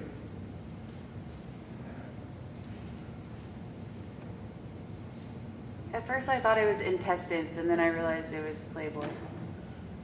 Yeah. Yeah. Like, this can't be really Yeah. what that is. Like, my brain will literally make it something else. Yeah. Believe that. What else?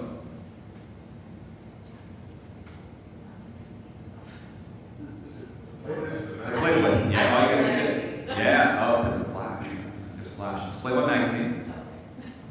Right, like 2 women in seductive poses. Oh, no, we're going to get a zoom in. Uh-oh, it's about to get real. That's why I don't get invited to places. Right, so it's a young man holding a Playboy magazine. One lady's like down on all fours, kind of like an animal, and the other one is like standing behind her in a pose. Do that pose. I don't think I'll do that pose. So how old is that kid? 8-ish? 7, 6, somewhere there? 6? Okay. What do you feel, emotion? Like, nervous for that kid, disgusted, angry, what? Not even. Yeah, but mostly like, he didn't go by. Yeah. Yeah. What else? Who took the picture? Yeah. Why was it shared? Why was it shared?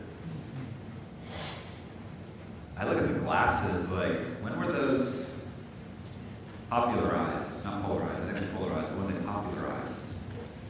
Who popularized those? Burt Reynolds? Possibility. I don't know when Playboy came around. The first place I remember seeing those and associating them is Hugh Hefner. That's what, she said, Yeah. porn industry. Yeah.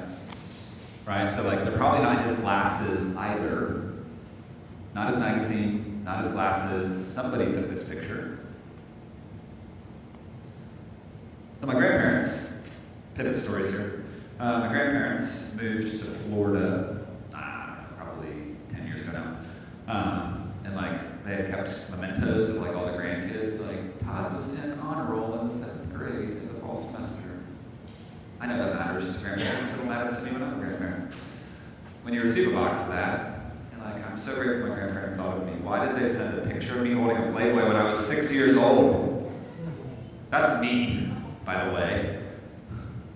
That's you. That's me at 6 years old, like wearing Superman pajamas and holding my great uncle's Playboy and wearing my uncle's glasses. Unfortunately, like that picture fell out of the stack of stuff that my grandparents sent me, and my wife picked it up and was like, "Oh boy." I was like, "What?" And she handed it to me, and like I went right back in time. I mean, I was there sitting on that ugly floral couch. It's not pictured.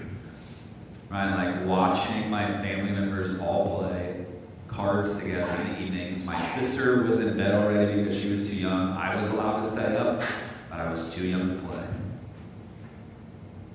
And I just wanted to be included. And I remember being disappointed, dejected, sitting on that ugly floral couch. And like, what's on the coffee table in front of me? It says play on it, I can read. I'm 6. So I read, and I flip through, and somebody eventually says like, "Look at Todd." I remember my mom's face as she walked over. That was not a good moment. Like, what are you doing? Nothing. What did you see? Mom, I'm reading it for the articles. I didn't say it. My mom said that. He's probably reading it for the articles. I was like, yeah, what else he said? I'm reading it for the articles. Denial, gaslighting, deception, right? Like all these lovely things that get reinforced in a moment of attention when you're 6 years old and like outed in front of the family. But it's not your fault because it's just there. Like I wasn't like, I want to see moves. I didn't say that at 6. I was like, I want to play. This thing says play on it. I don't even know what's in here. Ugh. Turn, right? Like I don't remember anything except 2 cartoons. Why? Because like when we're 6, we have high theta waves. It's like why we have imaginary friends and like cartoons. We like to draw. Like so the things I remember I could like write out for you if I had a whiteboard. Like 2 cartoons. One of them was like a lady and a man in a bathroom, just their upper torsos, nothing on. But they're like pencil cartoons, right? There's nothing super graphic. But like there was an angel and a demon on the guy's shoulder, like a devil. And I was like, oh, like if there's a devil in this thing, like I'm toast. Turn the page. Like there's Santa Claus. He has no pants on. And Mrs. Claus is like my mom's age. Like, I didn't know Mrs. Claus was so young. I'm like, why doesn't Santa Claus have pants on? I had a lot of confusion, right, at 6 in my Superman pajamas. Like, I just want to sit on somebody's lap and throw the cards into the pile. And instead, what I got was like this early exposure to a world that I didn't know existed, that now, like, I write, I speak, and I travel around the country, like, helping people navigate. Like, we all have a porn story. Like, the moment where we came to realize that something exists out there that doesn't make sense to us. A lot of times, there's shame connected to it. But I offer it to you as like even as young as 6, sometimes younger, right? Like I remember my grandparents, my boys' grandparents got them. They weren't iPads because those weren't like childproof, but like these things called knobbies that were basically like super childproofed tablets. And like apparently like my wife had logged into Netflix for them, like in the kids only section. Or so she thought, right? And she came to know that she's like, can I ask what you've been watching on Netflix? I was like, bro, I don't have time to watch Netflix. Like, oh my wife, bro. Sorry, that's weird. What? We just say bro. I like teenage boys, right? Like, we say bro for everybody. The dogs are bros. The friends are bro. Like, my oldest boy has girlfriends, right? And sometimes I'm just like, if I call you bro, just roll with it, right? Like, I know your name, Olivia, right? Like, you're a sweet, precious thing, but like, probably gonna call you bro because like that's time. Bro, what are you talking about? Time for Netflix. She's like, I didn't think so. I'm like, I'd ask. Like, oh, here we go. And so I go to my boys and sit her down. Hey boys, I know the Dobby, you're allowed to watch like the kids section. Did you ever go out of the kids section and watch anything? My middle kid, Graham, like the loud voice, just wanted to get some speech development stuff when he was old. He couldn't talk, right? He's like, what's going on? It's like, kind of sound like the Tasmanian devil when we were little, right? Like, he just get really fired up. Like that. It wasn't you, right? Like, I get that I don't know what you said, but it wasn't you. So I turned to my then 5-year-old eldest. Was it you? Was it me? Graham, are you sure it wasn't you? Okay. Like, it wasn't you, I get it. Ethan, are you sure it wasn't you? It wasn't me, Dad. Like, are you super duper positive? It was me! Nothing pornographic, right? But like it was suggestive stuff, right? And like even incidentally, like for me it was accidentally age 6, for him it was accidentally age 5. And for him, and he had some neurological damage with just his birthing story in terms of some brain trauma. And that has kind of like created anxiety and depression and all those things. It's called hypertonia, happens with like forceps deliveries and impacts impulse control, learning stuff. Super intelligent kid, but like just struggles with regulating his emotions and impulses sometimes. I didn't know that when he was 5, but like I was just part of it, right? Like out of curiosity, like I couldn't manage. I was like curious, so like I would like watch like 17 seconds of the film and then left. I was like, okay, I should do this. But at 5, right? Like at 5, our kids can accidentally come across this stuff. Right, but like teaching them that, like this idea of stewardship, right? Like, and actually it's not just teaching them that like your body's not your own, it was bought at a price, your body's a temple of the Holy Spirit.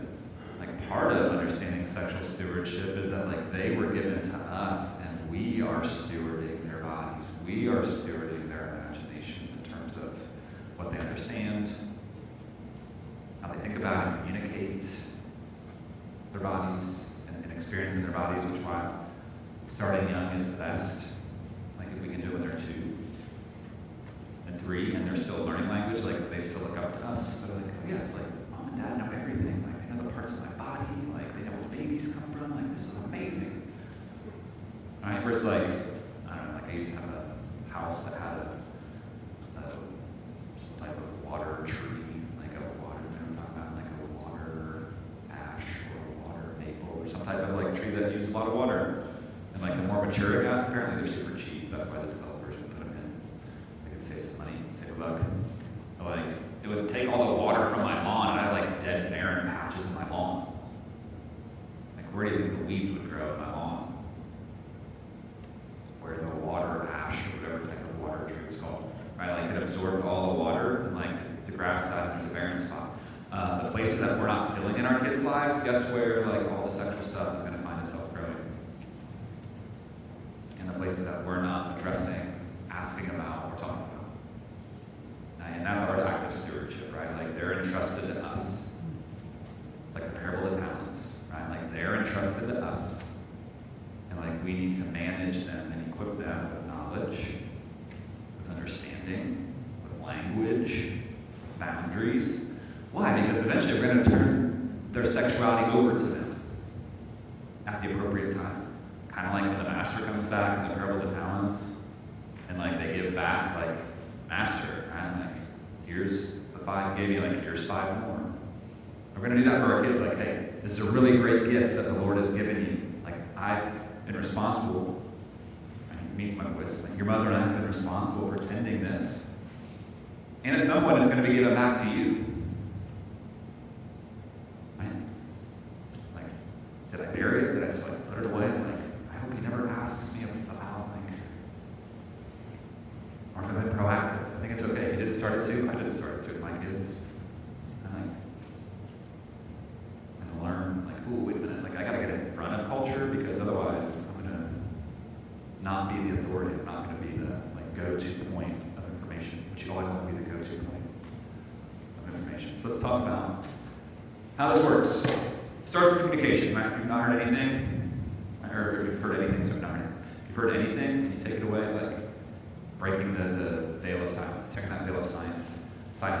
Why? Because about 15% of adolescents have conversations with their kids about sex. I wrote this book, Angry Birds and Killer Bees. My mom gets on the phone, I'm so proud of you. It's like, thanks, Mom. It's like, you know, I wrote it. She's like, I don't know, why? I was like, because like my whole generation has no idea how to do this with our kids, because like nobody ever did this really well for us. She's like, that's not true.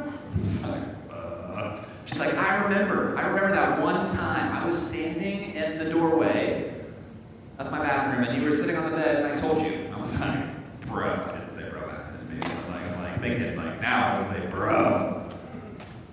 Like one? You think in one conversation you were able to communicate the full complexity of human sexuality from a scientific perspective, let alone the intricacies of relationship and how this works in a marriage?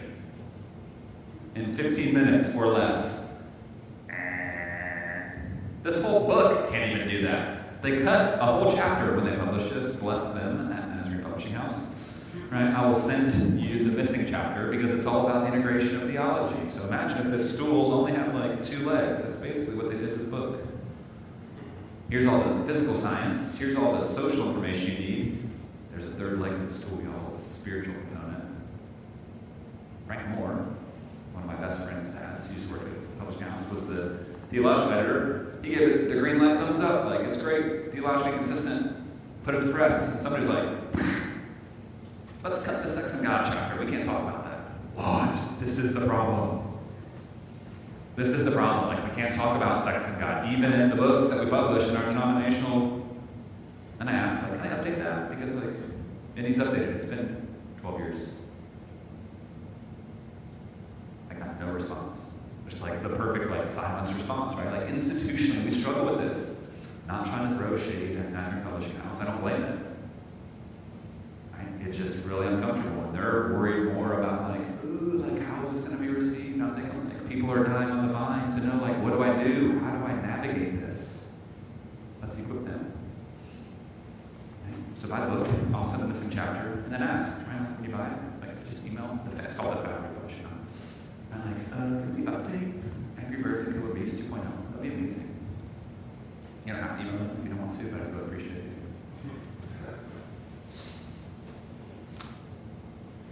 Start a conversation. Let's do this. START is an acronym you'll find in the book. Right? Structure. First, we need to agree on, like, who's going to address what? What are we teaching at this point in time? So ages and stages, and that's content in here. Like, what are we going to say at what age? Like, who's addressing what? And like, I always like prod a couple couples in my office.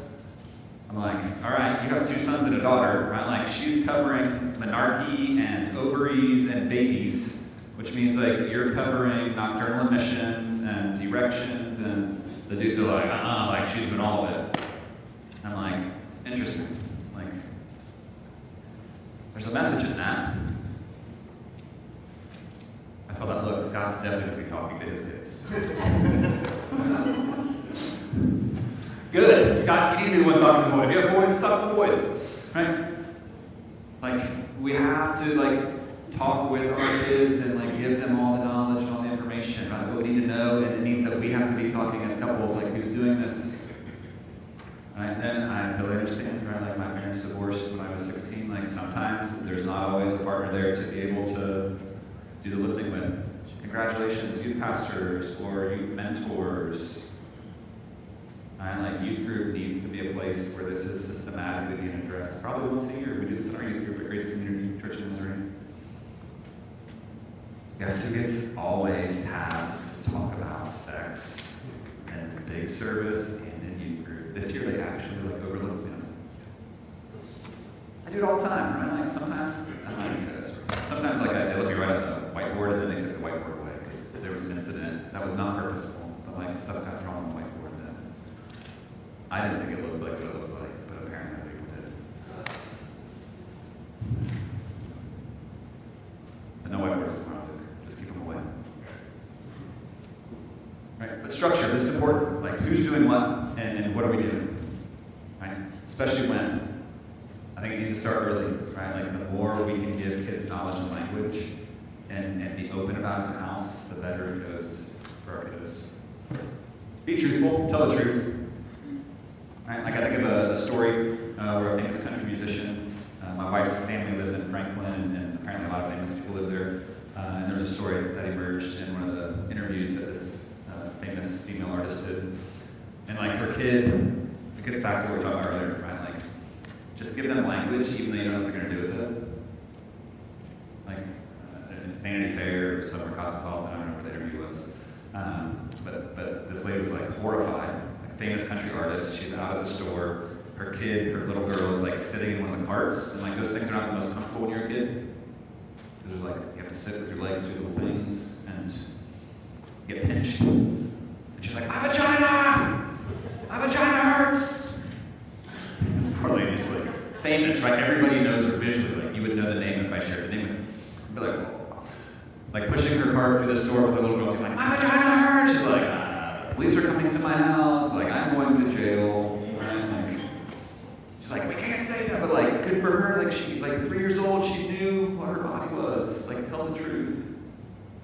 So our kids, like, they need that knowledge. We don't know what they're gonna do with it. It's gonna be uncomfortable at some point. But like, tell them the truth, and I don't just mean the truth about their biology, but like, tell them the truth from God's word about like, what is this for? It's a good gift. Where do babies come from? Tell you when you're older. Right? Depends how old they are, right? Like, we have to be willing to get into that space in terms of answering truthfully. Because they're going to find it somewhere. We live in a digital age, they can find it all online. Right? If we're not purposely inserting ourselves into that space for them as authorities and basic knowledge, they're going to find it somewhere. Be accessible, like let them have some space to digest things, but like be around. Don't necessarily hover, right? Like we don't need to be like helicopter parenting or bulldozer or snowplow parenting or all the different parenting types that are out there. Like, but be accessible, right? Like check in with them, like, hey, do you have any questions? Like, hey, here's what I'm noticing. Like I tell my kids all the time. Like, I was reading this article the other day, and like, did you know? And they're like, Dad, I've known about that for 3 months. I'm like, okay, like, can you help me? Like, tell me that if you read something, come tell me, right? Like, I'm all ears, because like, I want to help people, and the more that I know that y'all are talking about, there's a famous study from Britain, a bunch of sociologists went into a 4th grade classroom, they were looking at like how kids get exposed to sexuality early, and they asked the kids to write down all the words that they knew having pertaining to human sexuality. Like, not only were they floored with how much 4th graders already knew, they had to go back and do interviews with these 4th graders because they had already created brand new language. How old are you in 4th grade? 9, turning 10 probably. They had a whole new nomenclature of like how to talk about things at that age that doctoral level researchers couldn't interpret the time to go ask. Be accessible. Let your kid know that you're there. And like, if you're hearing things, ask. But also, like, there's YouTube pages. There's pages dedicated to parenting. Like, here's what this means. There's a teacher that has a famous YouTube channel. Cameron's sorry, now I'll look it up for you. Right? Like, that's all he does. Like, here's the way language is changing. Here's what this means. Skibbity. I don't know what that means. I need to look it up. My kids are like, ooh, I'm like, if I said it's not good, like, I'm gonna tell all my people. My kids tell me that. Alright, so like, okay, we won't use it. Good. Right, but be accessible, right? Like, answer questions when you have questions. It's okay to say you don't know something, right? Like, you can go look it up. But as much as you can, be ready to answer the questions. Be responsive, like, proactive would work here, but like, it wouldn't fit in the START model. Like, be like, SAPT. Start sounds better. Like, really responsive is about being proactive, right? Like, pay attention. What are you seeing? What are you noticing? Especially as they get into like preteen years, 9, 10, 11, right? If there's big major mood swings, right? Like, unless they have like some known struggle with like anxiety or depression or an intentional issue, right? Like, that's a better indicator of exposure to some type of sexual experience. Now, masturbation, now pornography, have some type of unwanted sexual touching, right? Like, those major mood swings that aren't better accounted for by like who they've been as a kiddo to that point, right? Like, big time, like, I'm going to be responsive to this and start being proactive. Like, I'm noticing this. Right? They're like hiding their phone more often. It's not their phone, it's your phone, by the way. I get that sign contracts. I understand that, like, this is not my phone, like, it's gonna go off. I have all parenting controls, I have Canopy, I've used them all. I've used Cutter-Knives, I've used Spark, they're good. Canopy's my preferred one. Find one that fits best for y'all. But use it. There's parent controls already on Apple and Samsung devices, but like, go beyond. Go beyond. And be thorough. Start structure, truthfulness, be accessible, be responsive, be thorough. And like, I start early. Thoroughness just means like you're equipping them with what they need.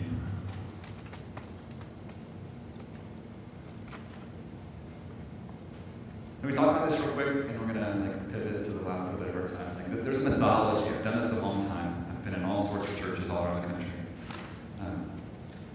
I've learned, come to appraise and identify that there's this kind of quiet methodology that exists in the church. I think it applies like in our culture more to suicide, but we've kind of co-opted and modified it in the church. It's basically the like, if I say something about it, if I address it, then they're going to do it. It's methodology that's existed for a long time around suicide in culture. Like, I'm not going to ask somebody if they're having thoughts of killing themselves, like, they're probably going to go do it. It couldn't be further from the truth, you all. Like, that's the first step in action, like, pivot somebody away from making an attempt. In the church, like, sometimes our rationalization for like, we're just going to perpetuate this veil of silence because, like, if we tell them stuff, you told us earlier, Todd, like, you gave them language, look what they did. I've shared you some of the stories we have more time. I can tell you a lot of stories about what my kids do with the language. I mean, a lot of it's actually pretty hilarious. But like, the fear is if we equip them with this knowledge, then they're going to go do the thing. It couldn't be further from the truth. Like, actually know what it is. Most of the time, the vast majority of the time, like when they know what something is and they know to honor it and it's sacred, like they'll take a wide berth. It's when they like accidentally get pulled into it. And then if they've gone months or years with struggle, because they didn't have a moral framework. I didn't know masturbation could be addictive. I didn't know pornography could be addictive. I get them out all the time. Men raised in Christian home, they're just like, I have no idea because there's no equipping. Right? Be thorough. Right? But like, if we talk about it, we're going to equip them and embolden them and empower them in a culture that's trying to get them to do things. Like, we're going to give them the strength they need to not, because they know what it is.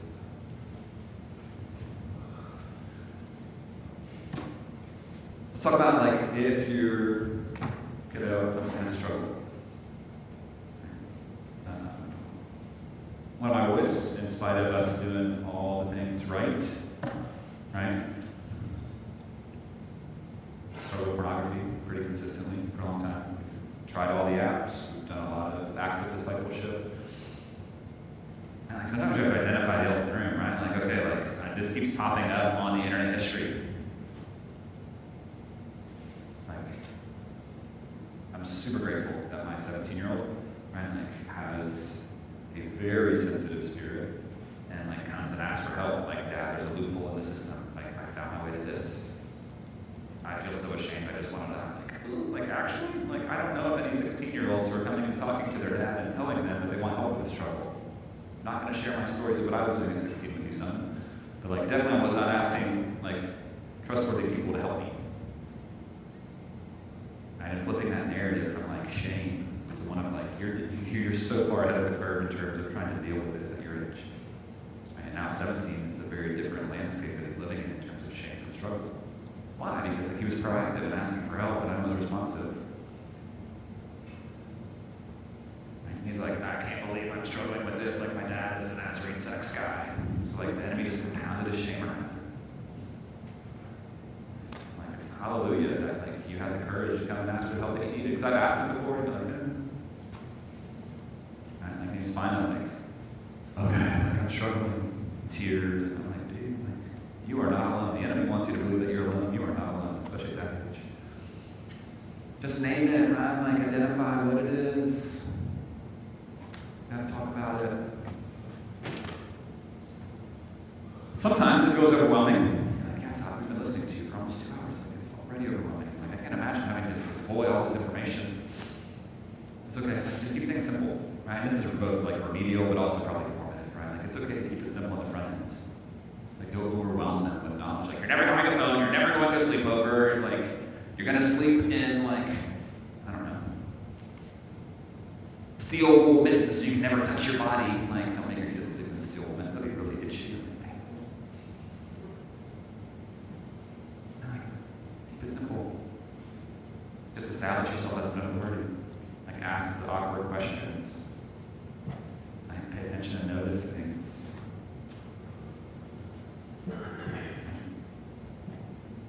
Especially when it comes to like interventions. I've been a therapist for a long time. Like, a lot of people are like, oh, like, here's the consequences. Like, just. I'm just like, oh, please don't. Like, I grew up like studying karate. Back when I was still taking strong, I did. Probably should. Good at my body. But like, the type of karate I studied was called Kempo. It was kind of best weapon, best target, and I borrowed from that a lot. Right? Like, your interventions need to be simple. But like, what's the best thing you can do to target like the most significant? Like, don't take their phone. What? Like, don't take it forever. Right? Like, put something on their phone that's going to inhibit them. Like, they need to learn how to navigate life and culture on their phone. But like, when our kids riding bikes, when they're 4 and trying to like balance themselves, what do we put on? Training wheels. Right? Like, what does that mean? We give them some structure and implement some things so that they're not really going to like crash and hurt themselves. So they still crash on training wheels, but they have a lot more assistance. Right? There's tons of good technology to help us whenever they're ready for these. Not all kids are ready at the same time. 3rd grade is way too early. We don't do 5th grade at our house. It's not judgmental. Everybody knows your kids and like when they're ready or not ready. Like, we do 6th grade once they're 12. It's not a contract. This isn't my phone. Like, my dad. Look at anything I've done here, like, signed. My first contract I signed. And really, it's just symbolic, right? Like, it emulates stewardship. Like, this is not mine. I'm going to take care of it. I'm not going to, like, look at stuff on here that I've already heard from my dad. It's not good for my brain and, like, how addiction works and, like, what happens and it makes me feel good, but it doesn't repel. It wants me to come back to it. And we just keep it really simple. Really simple. It's good to have complex plans, but like, we're going to equip them with technology they need at some point, 12 or 15 or 17 or wherever. We don't do social media until they're they're about 16. Right? It's always under a teen account, it has a parent account attached to it, and we can see everything that they see. They can't talk with anybody except for the friends that we approve, right? Like, I know the federal government says like at 13, kids are eligible to have whatever social media they want. Like that's insanity. Question. Yeah, okay. This is kind of, it goes with your second point up there where it says a specific people are part of the problem. Work with your kids on those relationships. And I feel like we can see that our kids or children might be developing friends that aren't necessarily bad people, but you're like, I have like a red flag about this person in my child's life, and they're adopting them as a friend. And I have concern about this friendship they're developing, but there's like this fear that if you say, I don't want you to be friends with that person, we're not going to spend time with them, that you're going to like push them farther into a relationship with that person. So how can you see that this person is a red flag, you don't feel like they're a safe person or a good influence, and encourage them to not be around them, but not like push them farther into a relationship? Like you kind of feel like in your mind, if I say don't do it, you're going to like encourage that. I don't know all the answers. I'll tell you what we've done as a family is to kind of put some parameters around it. Like, yep, like I'm sure that your friend Timmy has. It seems like he says some words that we don't use in our house, and doesn't mean he's not a good kid. Like, if you're gonna do something outside of here, like invite him. Like, we can go over there, and he can come with us. Like, you're not going for a sleepover over there. Right? Like, invite him to youth group or invite him to children's event. Right? And like integrate him into like our kind of life space and rhythms. Right? Instead of like you go over there and you hang out all the time over there and you say whatever, like, so instead of like trying to squelch the friendship, I would try and like cultivate like Timmy becoming a part of the rhythms of life and an invitation to church, and my kids have like actually like they've done that, and then like it kind of creates contrast to them. Like, I like Timmy, but like Timmy's been at church, he's heard the things that I've heard, he continues to make choices that aren't choices I'm making, and like talking in ways that like my friends from church and my parents and like they just kind of had that natural, like my firstborn kid is like super moralistic, and he's like, I'll be friends with you if you like, you don't say the full bad word, you say part of the bad word. He's like, oh. Right? Some kids are like that. Graham loves everybody. My middle kid, everybody loves Graham. So we've had to learn, like, okay, like who you are. A lot of people want you at all the things, all the birthday parties, all the sleepovers, all the things. We're not doing it. Right? Like, but like for those friends, like, and he has, he's invited them to youth group, he's invited them to children's events, he's invited them to church. Some of them come to church regularly. One of them just a couple weeks ago. It was super cool. But like our family commitment was like, I'm not going to tell you who to be friends with or not be friends with, but like, we're going to have our conversations about like, man, like, Timmy used some like really salty language. Like, how do you feel about that? Like, I don't know, I felt like, oh, Timmy, we don't say that. You can tell Timmy like, hey, we don't say that. Like, you might say to your house, but like, and giving them some of that, like, under my supervision, like, opportunity to see him navigate, like, what does it look like to be in a friendship where, like, it's kind of rubs me the wrong way. Is there responsiveness with Timmy? Is he kind of like getting in, like, oh, yeah. So, because I agree with you, like, the more we try and control, like, the more we say no, they're like, I'm totally doing that.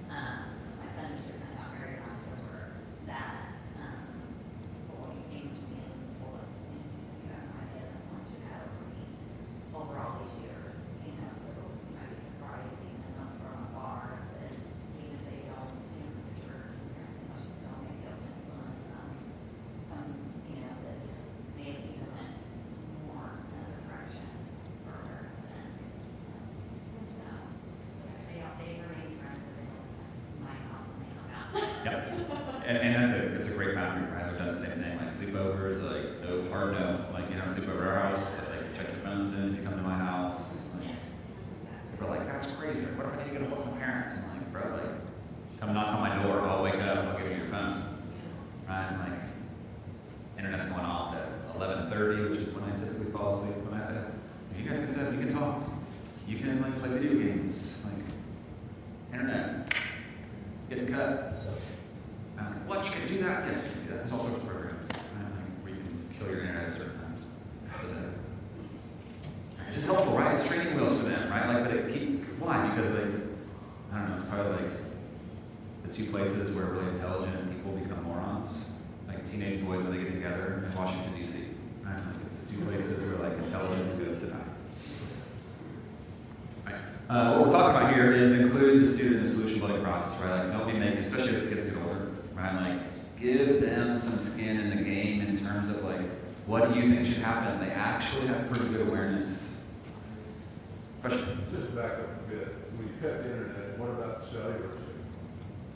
Oh, I have all the phones, so that's why we have all the phones, because they can just go to 5G and then I have phones. Oh, Like, what if we have an emergency? If you have an emergency, come and tell me. okay. Right? Like, don't just leave me in the house on fire. Like, we gotta go find a phone. They're in my room.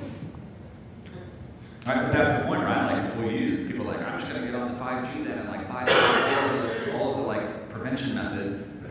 That's why we use Canopy to like make, like, you know, on the 5G, it doesn't matter what you're on, like, the phone does the same things. It's operating on the phone and not like a VPN.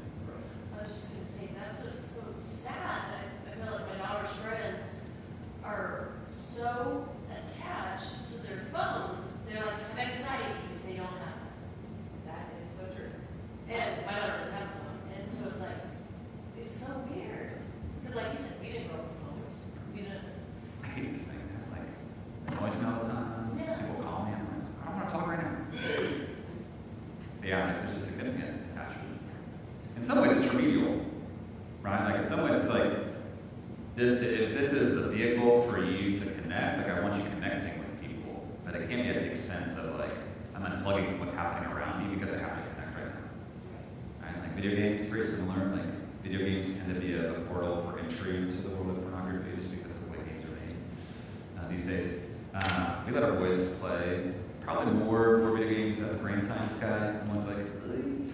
But I also know that like we live in the country, kids all live in town, and like they will spend 2 or 3 hours like. But it's no different than what my friends and I used to do, which is like we would sit together around the Nintendo Entertainment System and play Mario. Like, dude, you gotta make that jump. Like, it's impossible. We can never make that jump. Let me do it.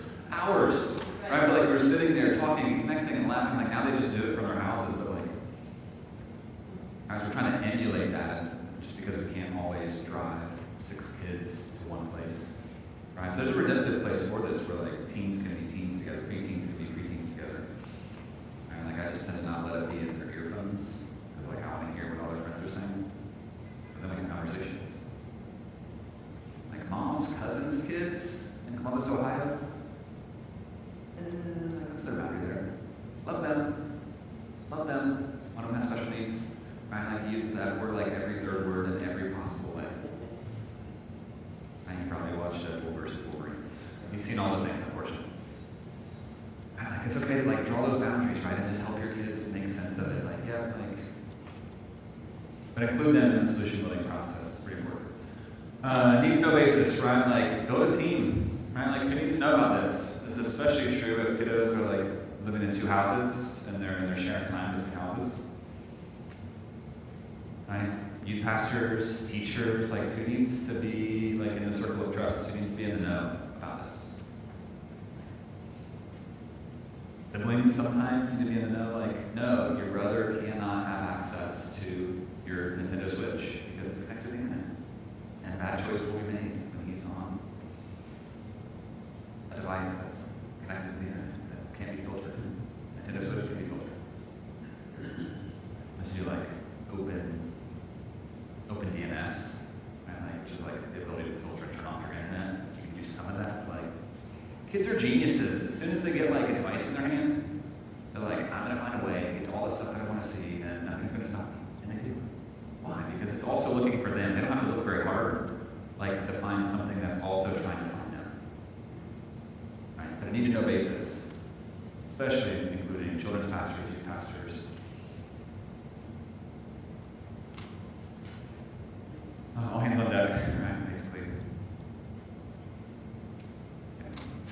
Hit the ground running, right? Like, there's no time frame for this, right? Like, don't put it off. Like, you might talk to friends, counsel with pastors, right, to figure out, like, what do we need to do? If anything, right, like, do something to start. And, like, I'm taking your phone tonight because, like, I just need to figure out what we're going to do.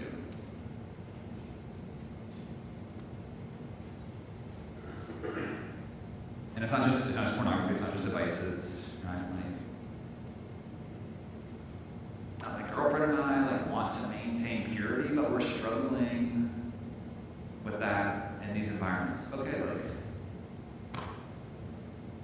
let us help you. Right? If it's my kids, if it's kids from youth group, if it's one of my clients' kids, right? Like, we'll just talk about, okay, like, let's investigate this. Like, what are the environments? Like, when are you alone? Okay, like, what are the boundaries that we need?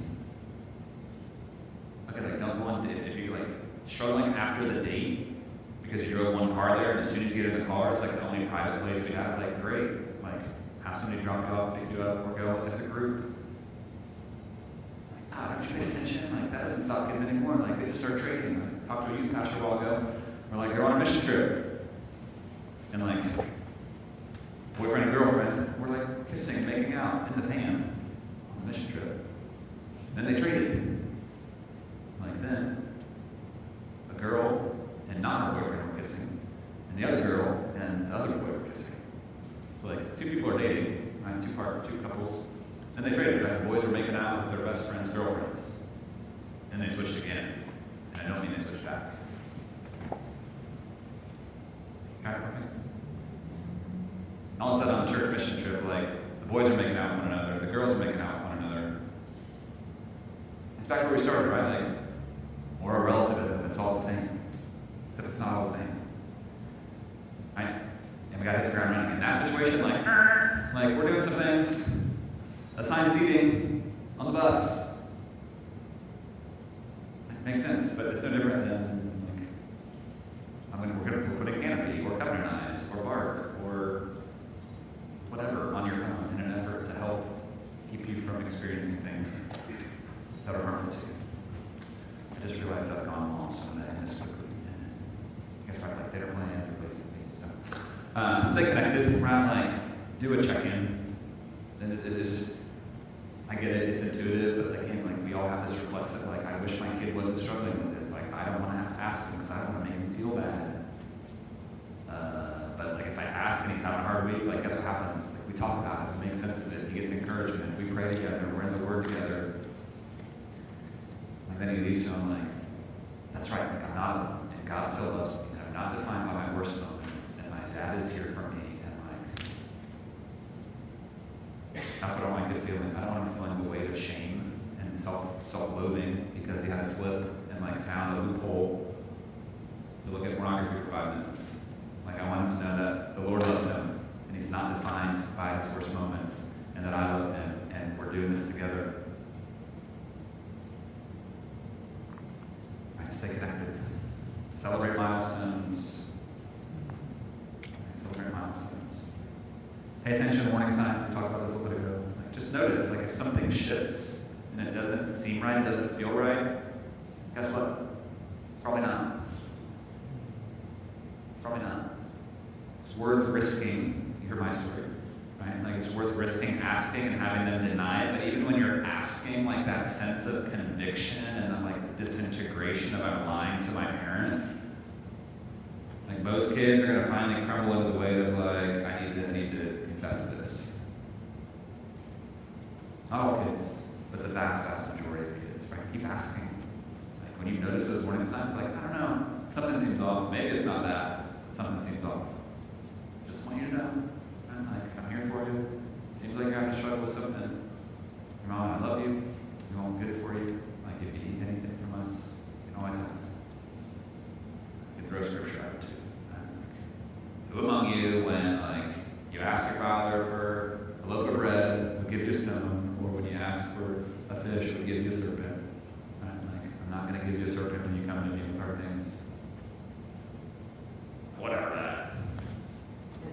6 weeks later, then you're bedroom crying on the bed, like, spilling their guts about all the things that they wish I had done. And you just love them.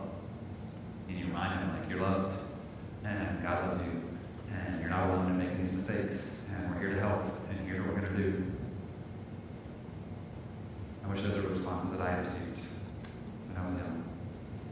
it's not linear, right? It's not like, yes, we're going to execute this perfect plan. Like, I want an easy button for my kid. Like, I never have to do it. It's really an easy button for us. Like,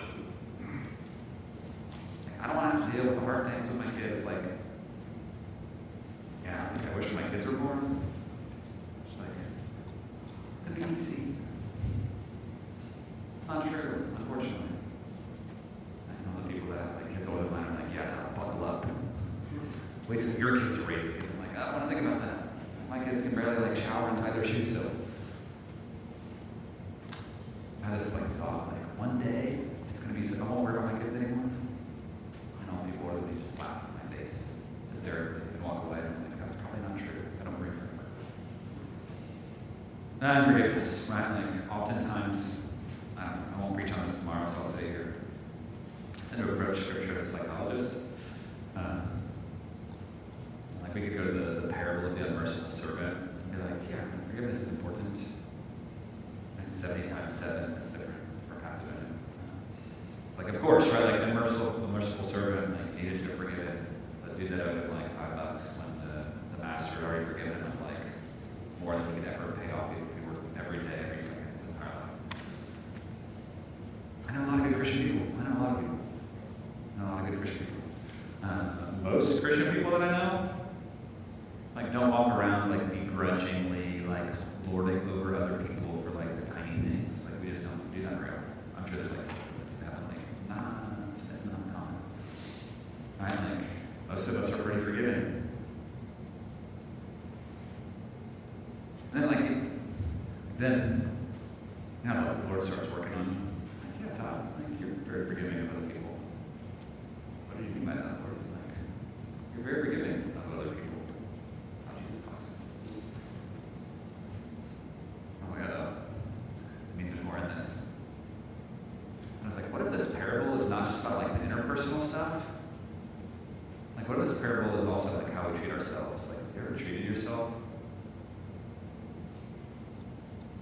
like that merciful servant? Like, are you your own worst critic? Do you ever talk to yourself like a level of negativity and harshness and unforgiveness that you would never extend to someone else? It's probably just me because I'm a psychologist and I'm weird. Maybe not though. Right? Like maybe forgiveness and this work of forgiveness and the way we need to model this for our kids is not just like doing the work of forgiveness here, but like also making them privy to the work that Jesus is doing in us as we like work through forgiving ourselves for the things we wish we'd never done. Like forgiving ourselves for all the missteps and mistakes that we've made in our lives. On an apology tour with my kids. Most of my oldest kids bore the brunt of like a lot of mine, all firstborn kids, right? A couple oldest kids are like, yeah. Right, like I'm just noticing like I was not really fully equipped, and that's not your fault. Like you bore the brunt of some like really rigid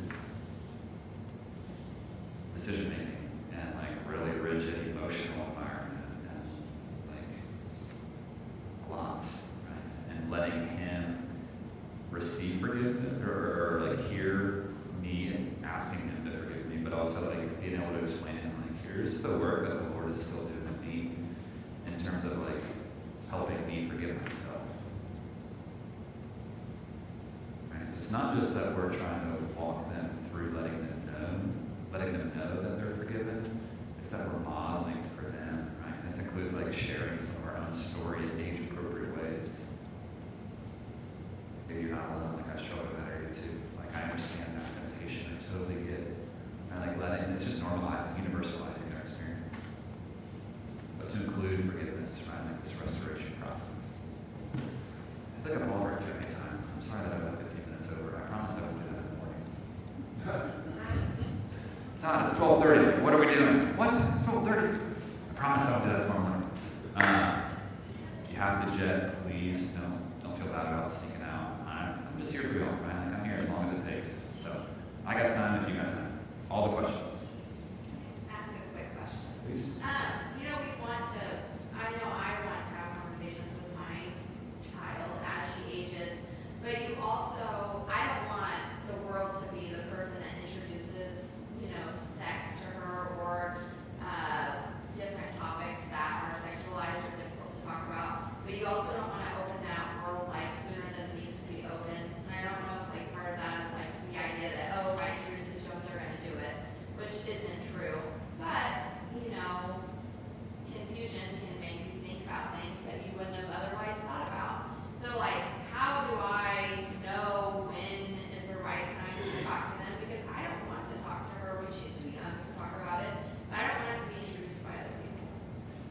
part of the helpful ages and stages content that's in here.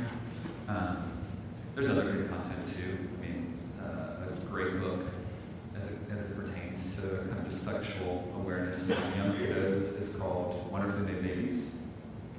And it like does a great job of like helping introduce the idea of like where babies come from.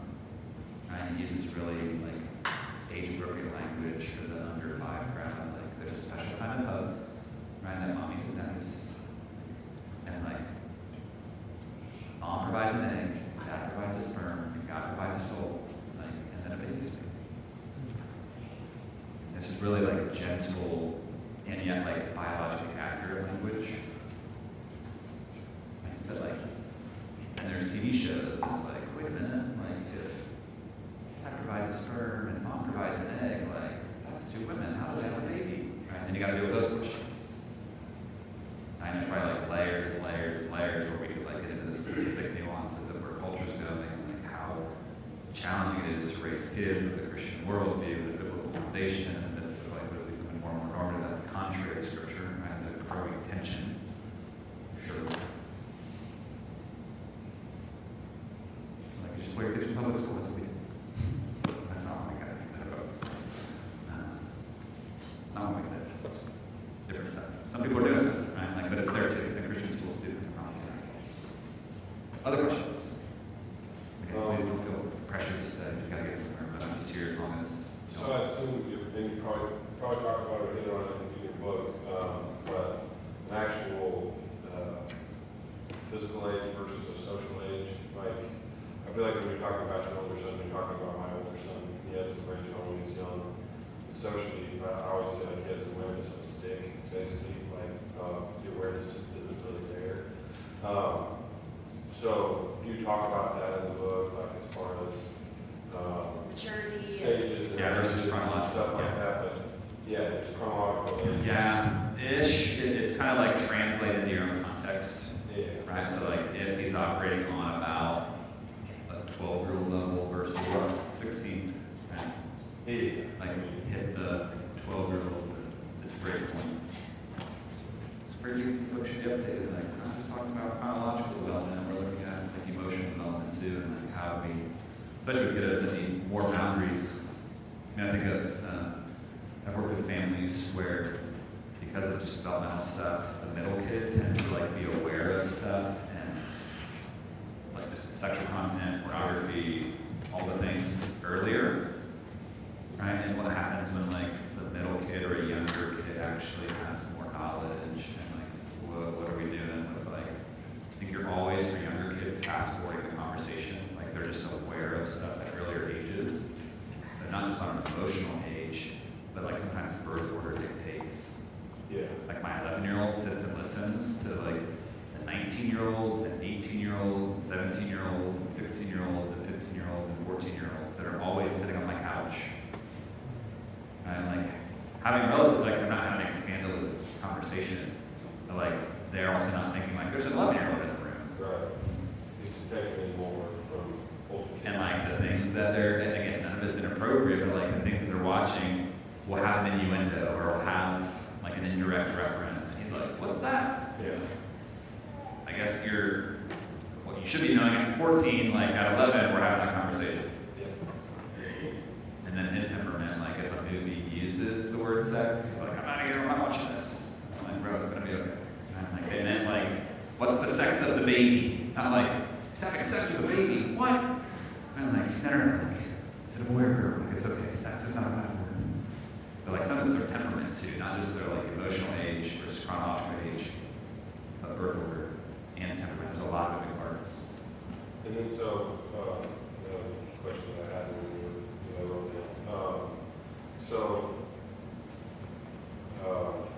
The book talks about what you talked about, how we like handle our family and stuff.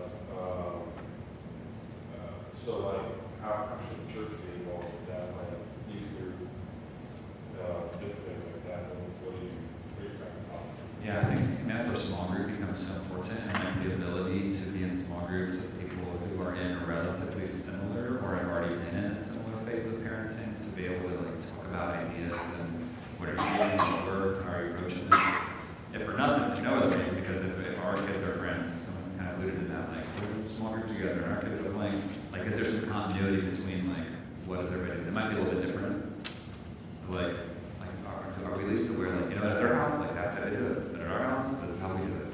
And just name it. It's not, that's just our boundary for them, that's our boundary for us. But communication, I think, is a big piece of that. Do you suggest at all, like, youth pastor having a conversation with kids in the youth? 100% every year. Okay, that's it. And, like, it doesn't have to be like, now we're getting masturbation talk from youth pastor. Like, it doesn't have to be that, right? Like, we're doing a series on dating and relationships, right? Like, let's talk about boundaries in relationship, right? And, like, let's also talk about boundaries with ourselves, and, like, and there's just ways to, like, you can have some of this conversation embedded in a list of things, so it's not just like, oh, here's that one awkward talk. That's like the Jesus talk versus the high school sex ed talk. Right, but I think it does. It takes, like, parents, youth pastors, and just saying, like, hey, like, we're gonna commit to being willing to have conversations that are really important around here. I think, like, if you think about your own experience also within, hopefully, like, with my experience was, it was nice not to talk to my dad about certain things. Like, I didn't necessarily want to tell him I was struggling, right, because I didn't want to, right? But I could tell this guy who was my mentor, friend that I could look up to. And then I was encouraged, well, you can talk to your dad about that, you know. So He probably would understand. yeah. So I think you get those different angles from different people. I think a big piece of it too, the book starts, chapter 1, is basically like, know your own sexual story, because a lot of your own kind of reflexes as a parent when it comes to talking about sexuality are tied to our own stories. Like, if I'm ashamed of the things that I did when I was 14 and I'm never going to talk about those, like, we're probably going to put boundaries that are going to interfere with our kids' development. I've seen this happen over and over in other systems. The things that kids struggle with are the things that their parents aren't talking about. The things that the parents aren't talking about tend to be the things that the parents struggle with themselves. And, like, now there's this intergenerational transmission of struggle because, like, we just don't want to acknowledge the fact that when I was 14, like, I had a struggle. Like, now my kid is having the same struggle. Like, I'm so ashamed of my own story, and, like, now I'm compounding my shame because my kid is struggling with the same thing that I never talked to them about. Now I'm definitely not going to talk about it. Sometimes I wonder, like, what if generational curses, like, aren't even, like, from heaven? Like, and I just, like, smite these people with a curse. Like, sometimes I think they're self-imposed because, like, we just don't want to do the healing work from living in a fallen world. And if we don't do the healing work, like, it just gets kicked down generation to generation to generation. Like, part of what we're doing when we're talking about this and addressing our own stories, but also breaking the rule of silence, is, like, really allowing healing and formation to show up, not just for our kids, but to, like, change patterns so that their kids can have different experiences.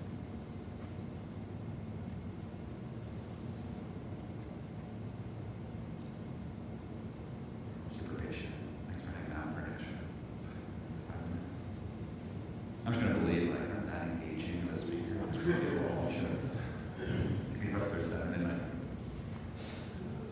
Still time to do dinner, so go out, have dinner, come back tomorrow. It's going to be a little bit lighter tomorrow, I promise, in the morning. It'll be interesting, it'll be engaging, a little bit different look at things, in a biblical, real way.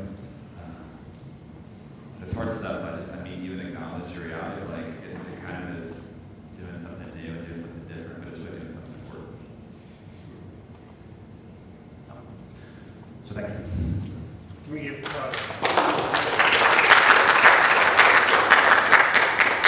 and thank you guys, because you are, we don't want to be part of the silence, right? And so you guys are here because you wanted to be engaged in the conversation. And so thank you guys so much for making that a priority. And we have some of these, we had to order them in, and they're coming in late. So some of you have ordered these, we'll get them to you when we get them. There was some confusion there. And so then we have these also on Amazon.